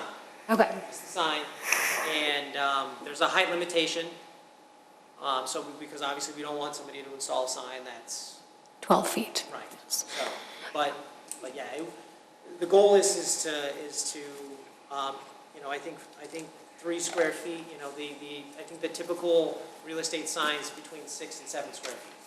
Okay, which I didn't even realize they're even that big. That's huge. Yeah, I didn't think they were that big. Yeah, these look bigger because again, they're not in a yard, they're not hanging up, so Okay. you're seeing them, not in, the scale of me is all you're really seeing up against, so if you put them on a property, they're gonna look a little. So, but when it comes to those ones that are in the ground, like on a post, yeah, I think that would be, if we start regulating that, that's going to be an issue for a lot of real estate agents, especially since they pay for those signs. And the way the Supreme Court decision on that case is, we can't, like we have right now, we identify a separate sign area for real estate signs. And that's different than a political sign. We can't treat those because. Differently, okay, yeah. Different ideologies, but it's irrelevant. I just want to make sure that I'm clear on, is it about just the metal stakes or, the post in the ground? So I just wanted to make sure. So that it would include post signs, metal stakes, wood stakes, but what we're measuring is the sign itself, not the post, not the structure. Okay. Not those elements. Yeah, we need to come up with a size for everything. Yep. One for residential and then one for commercial. Or And a non-residential. height, Wow. What's that? and a height. And, well, yeah, a height is also preferred. You don't want somebody to put you could say a 12 square foot, but then they could mount it. Yeah, right. 10 feet up in the air. And it's, I'd say 6 square foot, no higher than 5 feet. so 6 square feet is this guy here. Okay, so- We don't have a 7 or an 8 or anything. These are kind of common sizes. That's why we stuck to these. If you'd like to see another size, we can get another sample for you. Running out of arms. Is this for, It's for residential, and this would include everything? everything. So if the current standard for a real estate sign is 7 square feet, you said? Let me see what No, the, it's 12 square. I would hate to, do we allow 12 right now? I think, but I think, A real estate sign is 12 square feet in area. In a residential area? that's for, that's our current code. But a realty sign is different, but they're in the, because they can be in the public right away and they can only be Okay. 3 square feet. so the ones they put on a post in the front lawn when your house is for sale, we have a size for that. Yes. We have in the residential, That's what, I might just make sure. But we need to, we're giving one number that's going to apply to everything, right? It's going to apply to. I'm that's going to be the thinking- maximum for everything, yeah. Yeah. So there's garage sale signs at 3 square feet. There's realty signs, as Ms. Maluzzi mentioned, at 3 square feet. Memorial signs and plaques at 3 square feet. Freestanding memorial sign at 12 square feet. No trespassing, no solicitation, no dumping signs at 3 square feet. Flags at 50 square feet. Free flying flag at 35, or no, that's at a 30, there's no limit on that, that's just 35 feet from grade. Political campaign signs are at an aggregate sign area of 32 square feet per lot. A maximum of 12 square feet. And that has to go away, right? The aggregate, well, that's what I was asking before. It was years ago, but now the state doesn't allow us to put a time limit on political signs. No, not time limit, the Or an aggregate amount. square feet. The aggregate, yes, so for political That has signs. to go away now, too. Yes. Yes, Okay. yes. And then you have real estate signs at 12 square feet, and then signs expressing views on issues not related to elections Don't have a size restriction. are, yeah, just, I think, Time I don't, limitation. I think the biggest ones are probably going to be real estate signs. So I would defer to our realtor. And I think we need to allow what is, 12 square feet. yeah, that's too big. I don't know of any residential property that have ever advertised with a sign that big. Can you? Yeah, I've never. That's a big sign. No. It's a big sign. No, I know, and so that's what I'm saying, we need to make it allowable to meet the industry standard and just hope that somebody doesn't paper their yard with a bunch of 6-foot, square foot, howdy neighbor, welcome to the neighborhood, have a happy day, love is all around us, you know. Yeah, I would agree with that, because otherwise we're going to be hurting a lot of Of course. people. Of course. Just to like prevent possibly a scary sign situation. Yeah, we need to, I think the real estate signs are gonna be the biggest ones, so we need to defer to that size and hope for the best.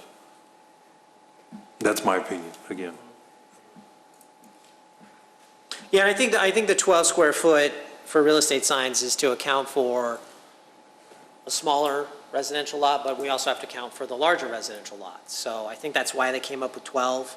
They left it up to the realtor to decide that most real estate signs aren't going to be 12 square feet, but if you did have a large parcel, then they're probably going to put up a bigger one because the property is a lot bigger. Well, would that be considered residential or would that be considered commercial? Maybe No. because if they're advertising it for a new mini mall or something, would that be commercial No, then? that is commercial, but that's different. But if you have, we don't have one size.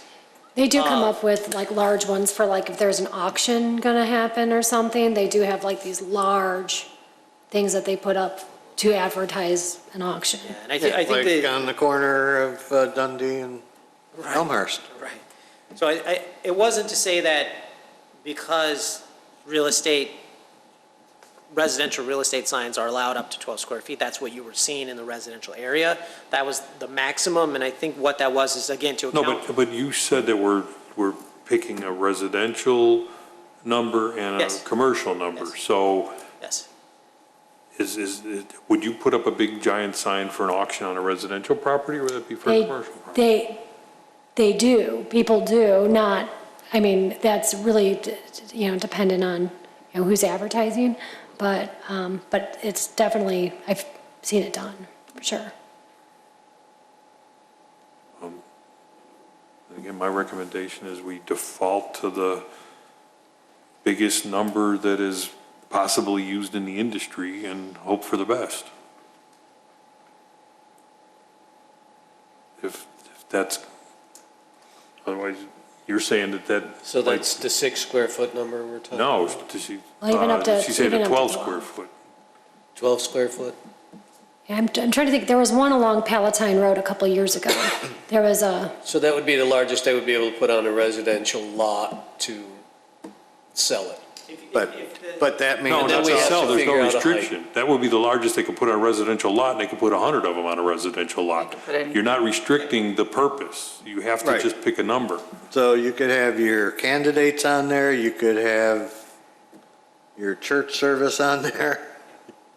So you can put as That's what many I'm as you saying want? is that we've got to realize that the driver in this situation is the industry, which is the realty industry. And if we allow them their standard operating procedures, we open ourselves up to possible concerns. But if we restrict the real estate industry, if we restrict the size, we're going to restrict the industry that wants the size. Could they come to us and ask for special Yeah. use for a bigger sign? Not on exempt signs, no. No. Not for exempt, no. The variance would be for permanent signs. Variance options are for Or permanent a signs. temporary sign for a development? In the past, we've allowed for variances for temporary signs.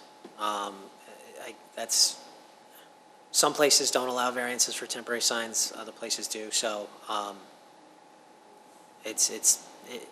one could apply for one, and we would. Yeah, I mean, if a realtor needed a sign that big, they could come and call it a development sign, or? No, because again, we're saying that because it's advertising the development, it's allowed greater signage than what political ideology sign could have.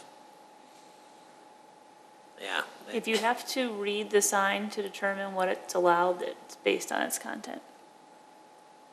What was that? If you have to read the sign to see what it says, to know what size or number or anything is allowed, then you are regulating the sign based on its content. Okay. So if you have to read the sign to see, oh, it's a real estate, it's advertising the home for sale. Oh, it's advertising for a political candidate, so it's subject to this, then you're regulating on a content basis. And that's what's not allowed without a compelling government interest. But I'm flipping through standard real estate ones.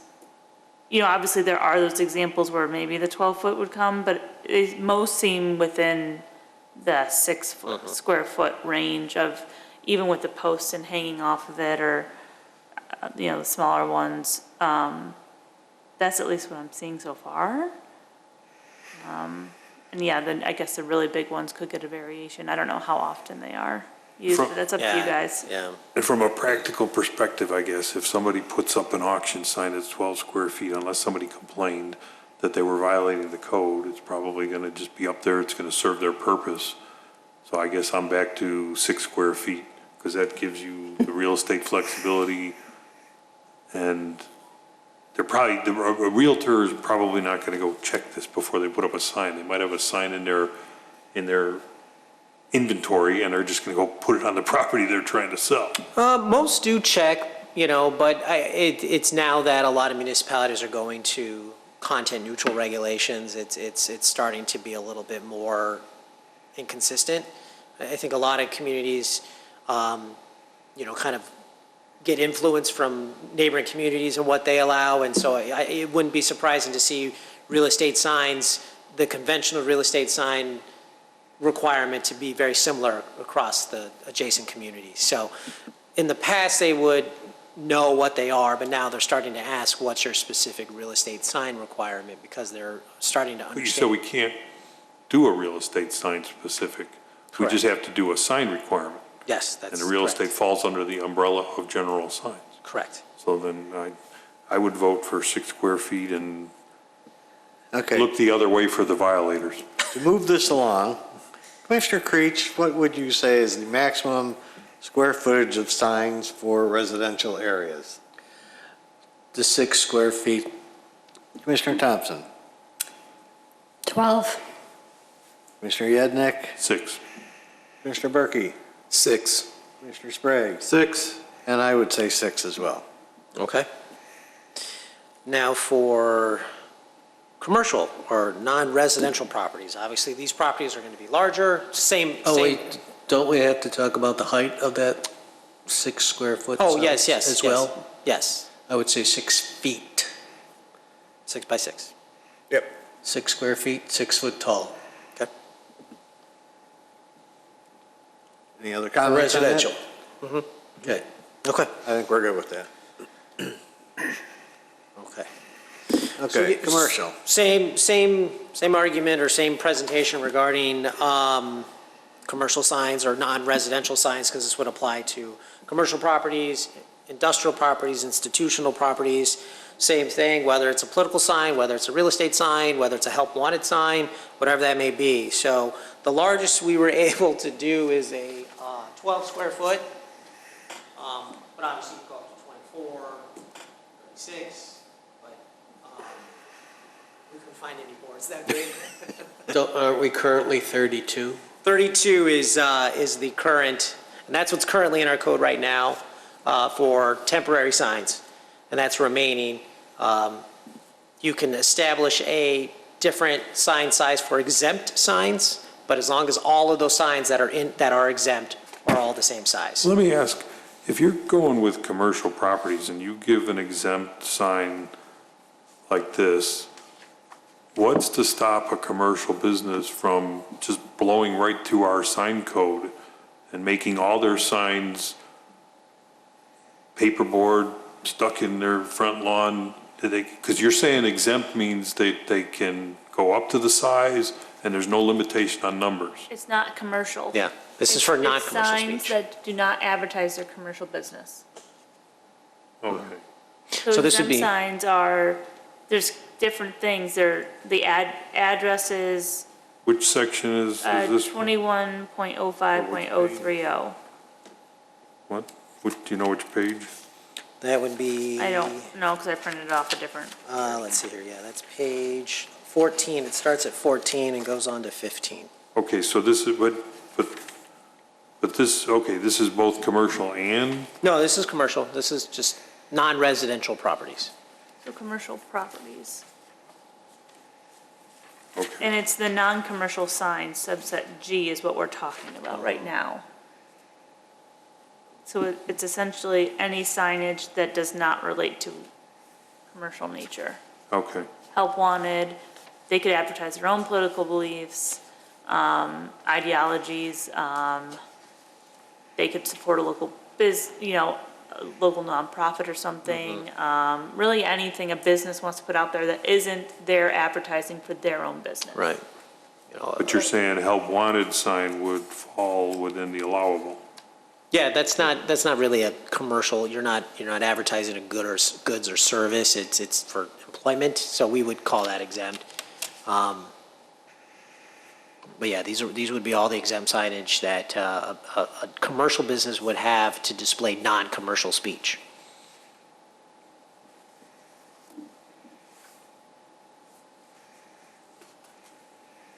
What's common? Like, what do we mostly see? Because our existing code has various sizes, but what we commonly see our commercial properties using is for real estate, this lot, this corner parcels for sale, or marketing, here's what's coming, here's the development that we're building. In industrial areas, it's typically, help wanted signs we're looking for these types of employees, or, again, real estate signs. Institutional, on the other hand, is we have our pancake breakfast on Sunday, and so that's what they're kind of using it for, those kind of functions. So that's commonly where we're seeing these types of signs being used in commercial and industrial areas. And our code is right now 32. So for a commercial real estate sign, that is 24 square feet, no higher than 8 feet from the grade. Political signs are an aggregate of 32 square feet per lot.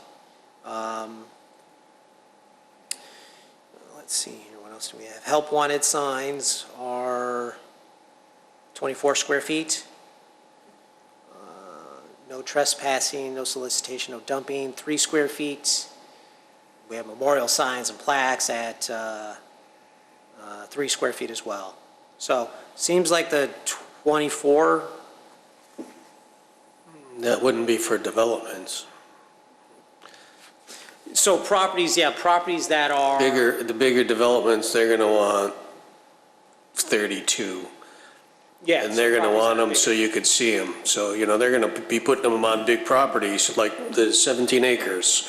Or like when we had advertising for our town center. When they're advertising for a development, they wanna have as much information as possible. Not to say that they wouldn't put, a smaller sign like they have on the vacant lot across from Market Square. Would they have the 6 square feet one advertising for sale? Or what the village uses for their vacant properties. So I think we're still kind of at that 32 square foot and not to exceed 12 feet. Sounds good. I think we have to default to the biggest practical, since we can't define all the different variations. Yeah. It's so much easier to say a real estate sign is this and, Right, but we yeah, can't. absolutely, yeah. So what Commissioner Creech is saying makes sense. We have to allow what might be desired or needed. So are we good with 32 square feet and not to exceed 12 feet high? did you 12 say? foot, yeah. 12 feet. I'm good with that. Commissioner Thompson? I would say maybe higher than 12 feet, just because, I don't know, I would say maybe 16 feet. 12 just- feet is like the ceiling height in here, so that's pretty. 12 feet's pretty high. That's pretty high. To the top of the sign. Yeah, I guess my ability to judge that is, just thinking,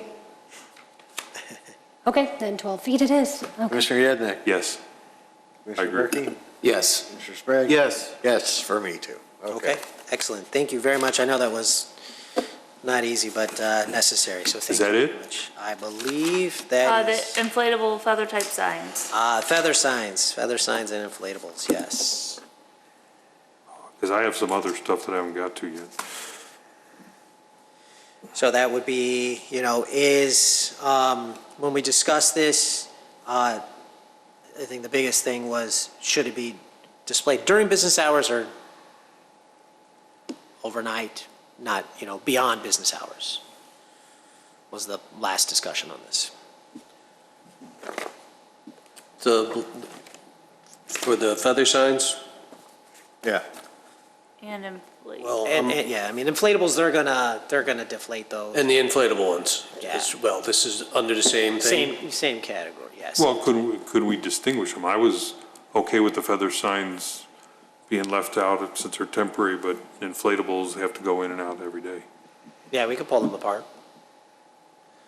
And I was to bring the feather signs in because they are typically, pretty lightweight, inexpensive signs that end up getting rolled over, blown over, stolen.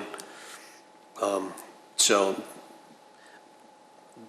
more the reason why I thought that would be better for them to bring them inside was because they get ripped off a lot. I did install a lot of these for one of my previous employers, and they were always an issue, getting broken by kids or stolen or blown over in foul weather. And then if it's wet, rainy, snowy, they're gone. So other than that, and then the blade signs are different, right? Yeah, those are the wall mounted Those- ones that. Those get are out. permanent. All right, so yeah. for this one, I'm good with the 10-foot height, and I think they should be just during business hours. That's my opinion, but. Commissioner Thompson, your thoughts?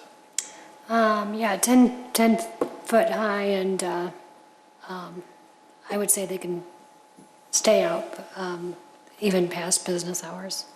Okay, but just the feather signs, when we're talking about past Yeah. business hours, obviously the inflatable ones. That's pretty much taken care of because they're going to deflate those when nobody's Yeah, there, so, okay. yeah. Commissioner Yednick, your thoughts? Okay with the size, 10 foot. I'm okay with leaving the feather signs out. I want the inflatables in and out every day. I'm not, if they get stolen, damaged, that's the business's concern. I guess I look at it that way. Commissioner Berkey? Good with the size, and I'm good with leaving them out all day. Commissioner Sprague?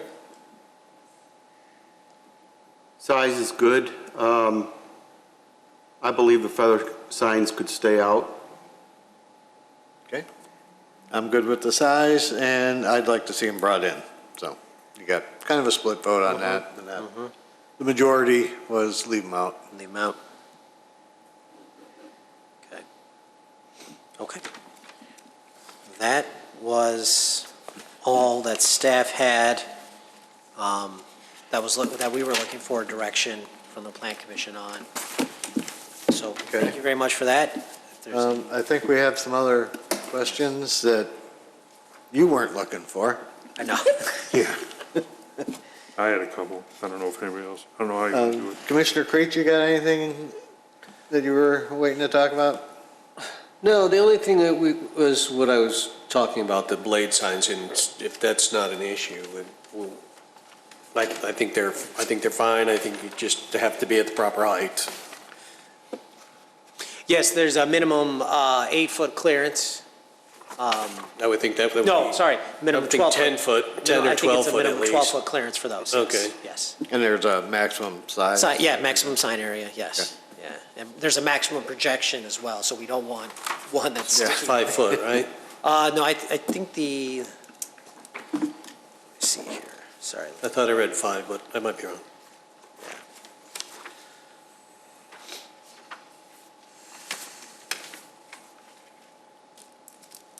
6 feet is the maximum extension. Oh, That's from the wall to the outer, yeah, the outer edge. That's larger than what I expected, but. Yeah, yeah. You have 8 foot. 8 foot, yeah, so- no, that shouldn't be 8 feet, that's pretty low. All right. But it should be more than 8 foot off though. Okay. 14 if there's traffic. Well, these wouldn't extend over streets. Okay, just over sidewalks? Yeah, these wouldn't be able to extend over public ways. we're So would there saying be, 10 Or 12. that would be the minimum, but maximum would be, Well, they wouldn't be able to extend above the building. no, of course. So, if you have a single-story building, then you wouldn't be able to extend above the roof line.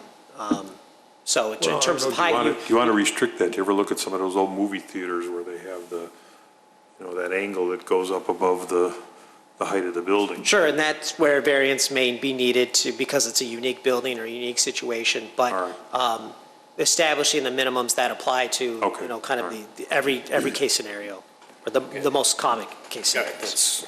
that's easy, simple. Okay. Anything else, Commissioner Creech? I have nothing else. Thank you, Mr. Commissioner Chair. Thompson? My only thing was, I was wondering if there's any flexibility with us being able to add additional signage under the standalone signs.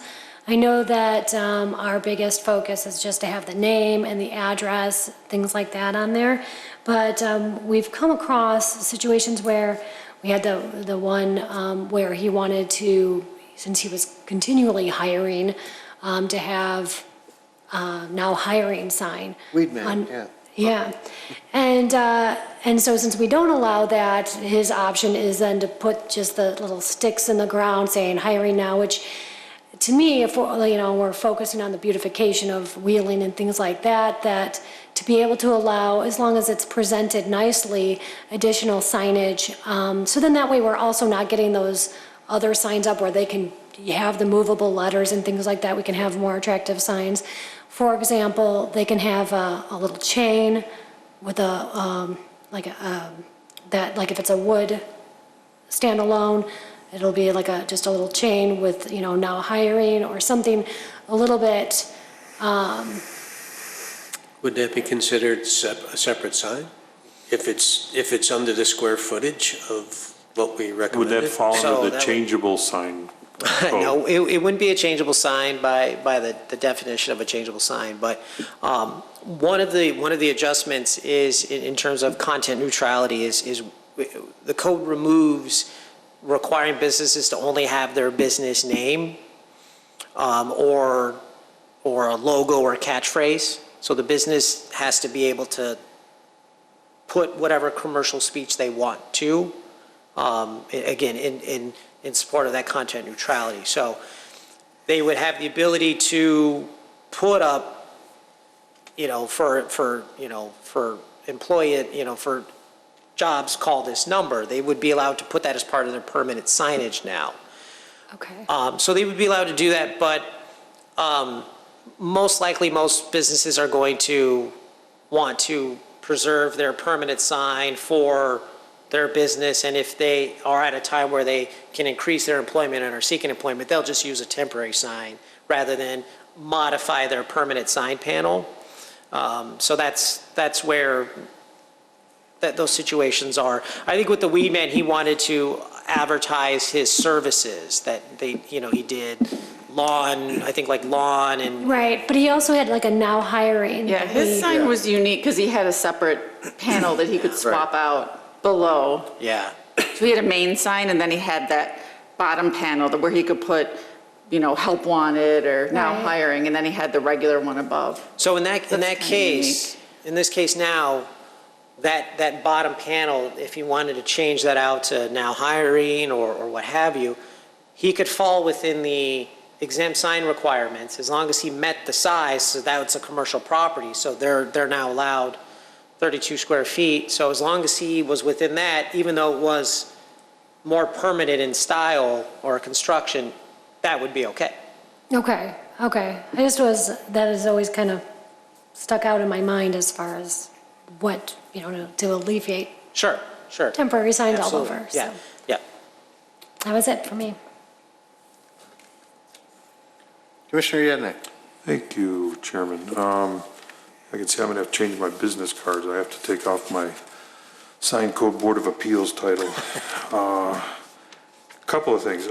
Page 5, under permits, where it says the following activities shall not require a permit unless otherwise noted. Bullet point 3, changes in window displays or window signs. Do we need to call out that provided they adhere to the code? I mean, is that vague that somebody's going to think that if they change window displays or window signs, they now can exceed the allowable square footage, or? I'm sorry, which section? Well, it's under permits, 21.03.020. Number 3 says that they don't have to get a permit to change their window displays or window signs, but other places I'm just saying, do we need to call out that it provided the changes adhere to the existing code? As far as sizing and percentage of window, does it need to be called out there? That's the only question I had. I mean, we could belt suspenders it. I think it's implied that if you comply, you need to be subject to those regulations for window signage, so. Well, the only thing I was just wondering if because somebody says, oh, I don't need a permit for that, so I don't need to read any further, I can just do whatever I want. Well, And and not that's realize where, not realize that there's other language that control what they can do. that's where the new format would come in. Okay, so maybe this might change Yes. around, okay. Yes. Okay. Then on the violations, I can't say what I want to say on the record, but I'm afraid that I kind of agree. I would say it might not hurt to include some language about how this is going to be enforced, that, a violation letter will be sent, they have 1 week to comply. And the other question I had is, even though it says 1,000 and it says or portion thereof, who is the governing body that decides how much to charge, and what's the logic based on that? I mean, is that something that would go to the village board and like the Liquor Control Commission where they do the thing, or is it just you have the authority to say 200 or? So this section is pulled straight from our current code, so there's no changes to this penalty section other than just moving it from one page to another. That's not to say that it doesn't necessarily need to be looked at further. So the $1,000 fine can be modified if the Plan Commission feels that it should be less or more. But who charges the fine, and who does it go before board, or does somebody just get a violation? What would happen is that if a violation is found under this section, then the Director of Community Development or their assignee would issue the violation fine. But they would typically They be in could, contact with the property owner. Of course. But I mean, that seems kind of Before they send arbitrary, the that bill. that one person just decides to do 1,000 or portion thereof. I mean, it's, That's essentially a maximum fine. I know it is, but I'm just saying, it's like, does it go to I adjudication? kind of agree with her that there should be some kind of a process to say how this It is going to be would, so, governed and. So like most applied. fines, they go yes, to adjudication? it would get typically an administrative ticket, which is $25 or $50. That's the kind of the standard. If there's a failure of payment or failure of compliance, then it will go up to the adjudication hearing with the adjudication officer, which at that point, the village staff would present whether or not they're satisfied with the $25 or $50 fine, or whether or not they feel that the full $1,000 fine should be applied. Okay, so are you saying that somewhere else in the village code, the process for applying this fine is defined? Yeah. It doesn't need Yes, to be the defined process, here? Okay, right. then- It's within the administrative adjudication section in chapter 1. Okay, if it is somewhere, then it doesn't need. The other thing I thought about the amount is, do we want to include the amount in the code itself, or should that be in an external fee schedule that is more easily changed over time? The fee schedule refers to the code, to the sign code. So the village municipal code has a fee schedule in Title I that lists out all the fees. Within some of those fee codes, though, it says refer to a specific chapter or a specific title elsewhere in the code for that fee. So for sign fines, it says refer to Title 21 for the Okay, fees. all right, well, I thought that I just learned at some point that you don't want to include fixed dollars amounts because over time they get stale, and then you got to change your code in order to No, update that. sure, I didn't know if- and yeah. I didn't know if you'd want to have that in an external reference where maybe every year we annually review the fee schedule or something. We do have that for permit fees and things like that. They incrementally go up each year. But I don't, for a fine, it's often better just to have a flat fine. Okay. Then I made a comment to myself about the prohibited signs. This is more vague than it was in the prior, but I think you explained that because of the Reed case. We can't be more specific than we were.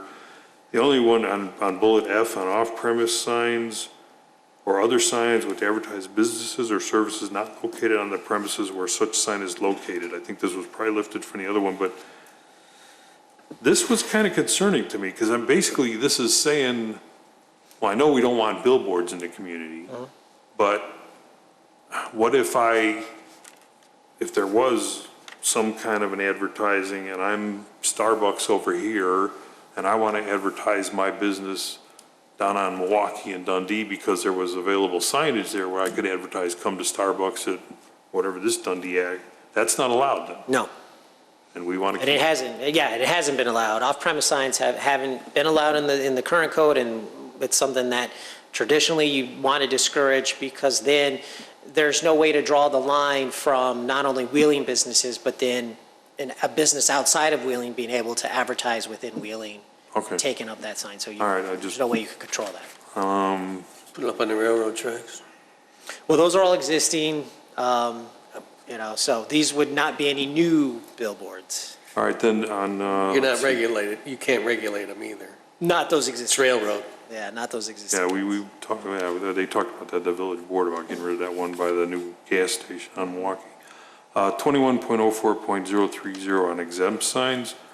Well, you said you're wordsmithing the whole thing, but this first sentence, the following signs are not required to obtain and permit must comply with the following, that sentence made no sense to me. Errant D, that's all that was. What's that? It was an errant D that it made its way and turned an and into an and. Those darn deeds. Oh, okay. Got to watch out for them. To obtain a permit, Yeah. permit must comply, Yeah. okay.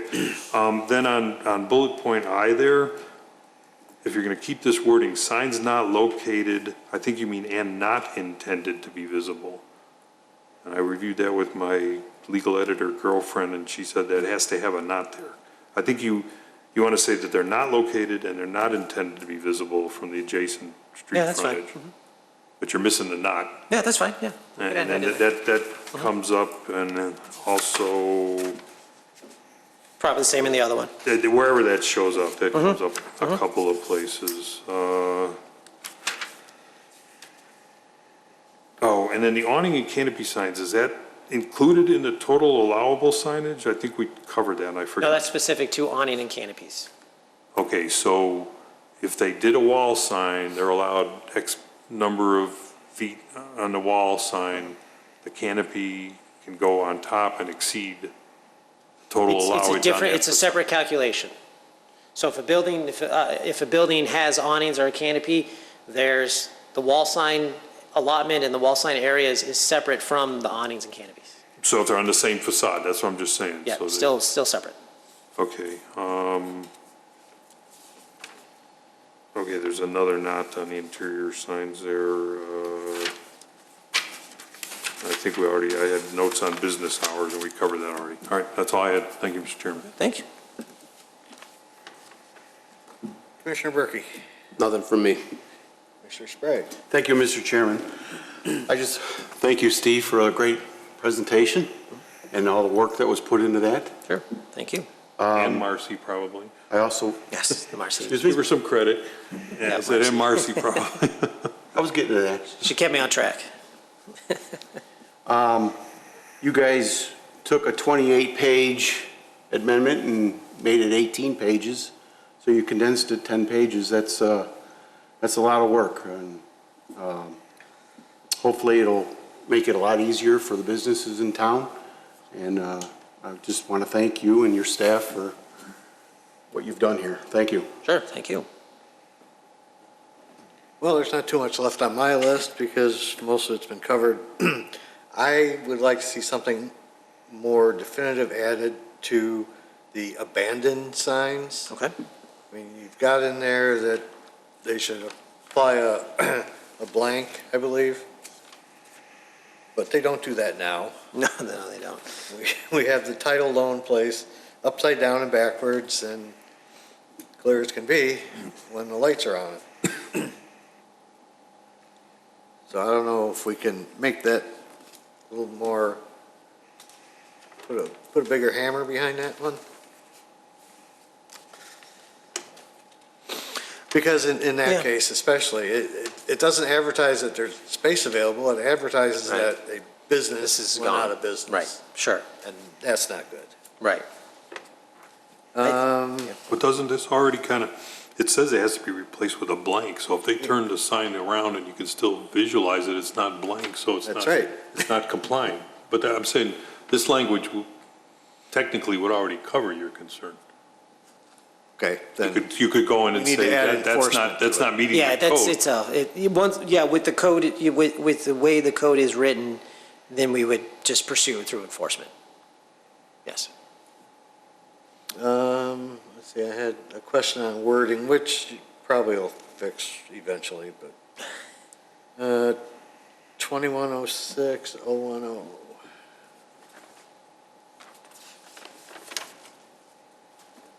Find it here.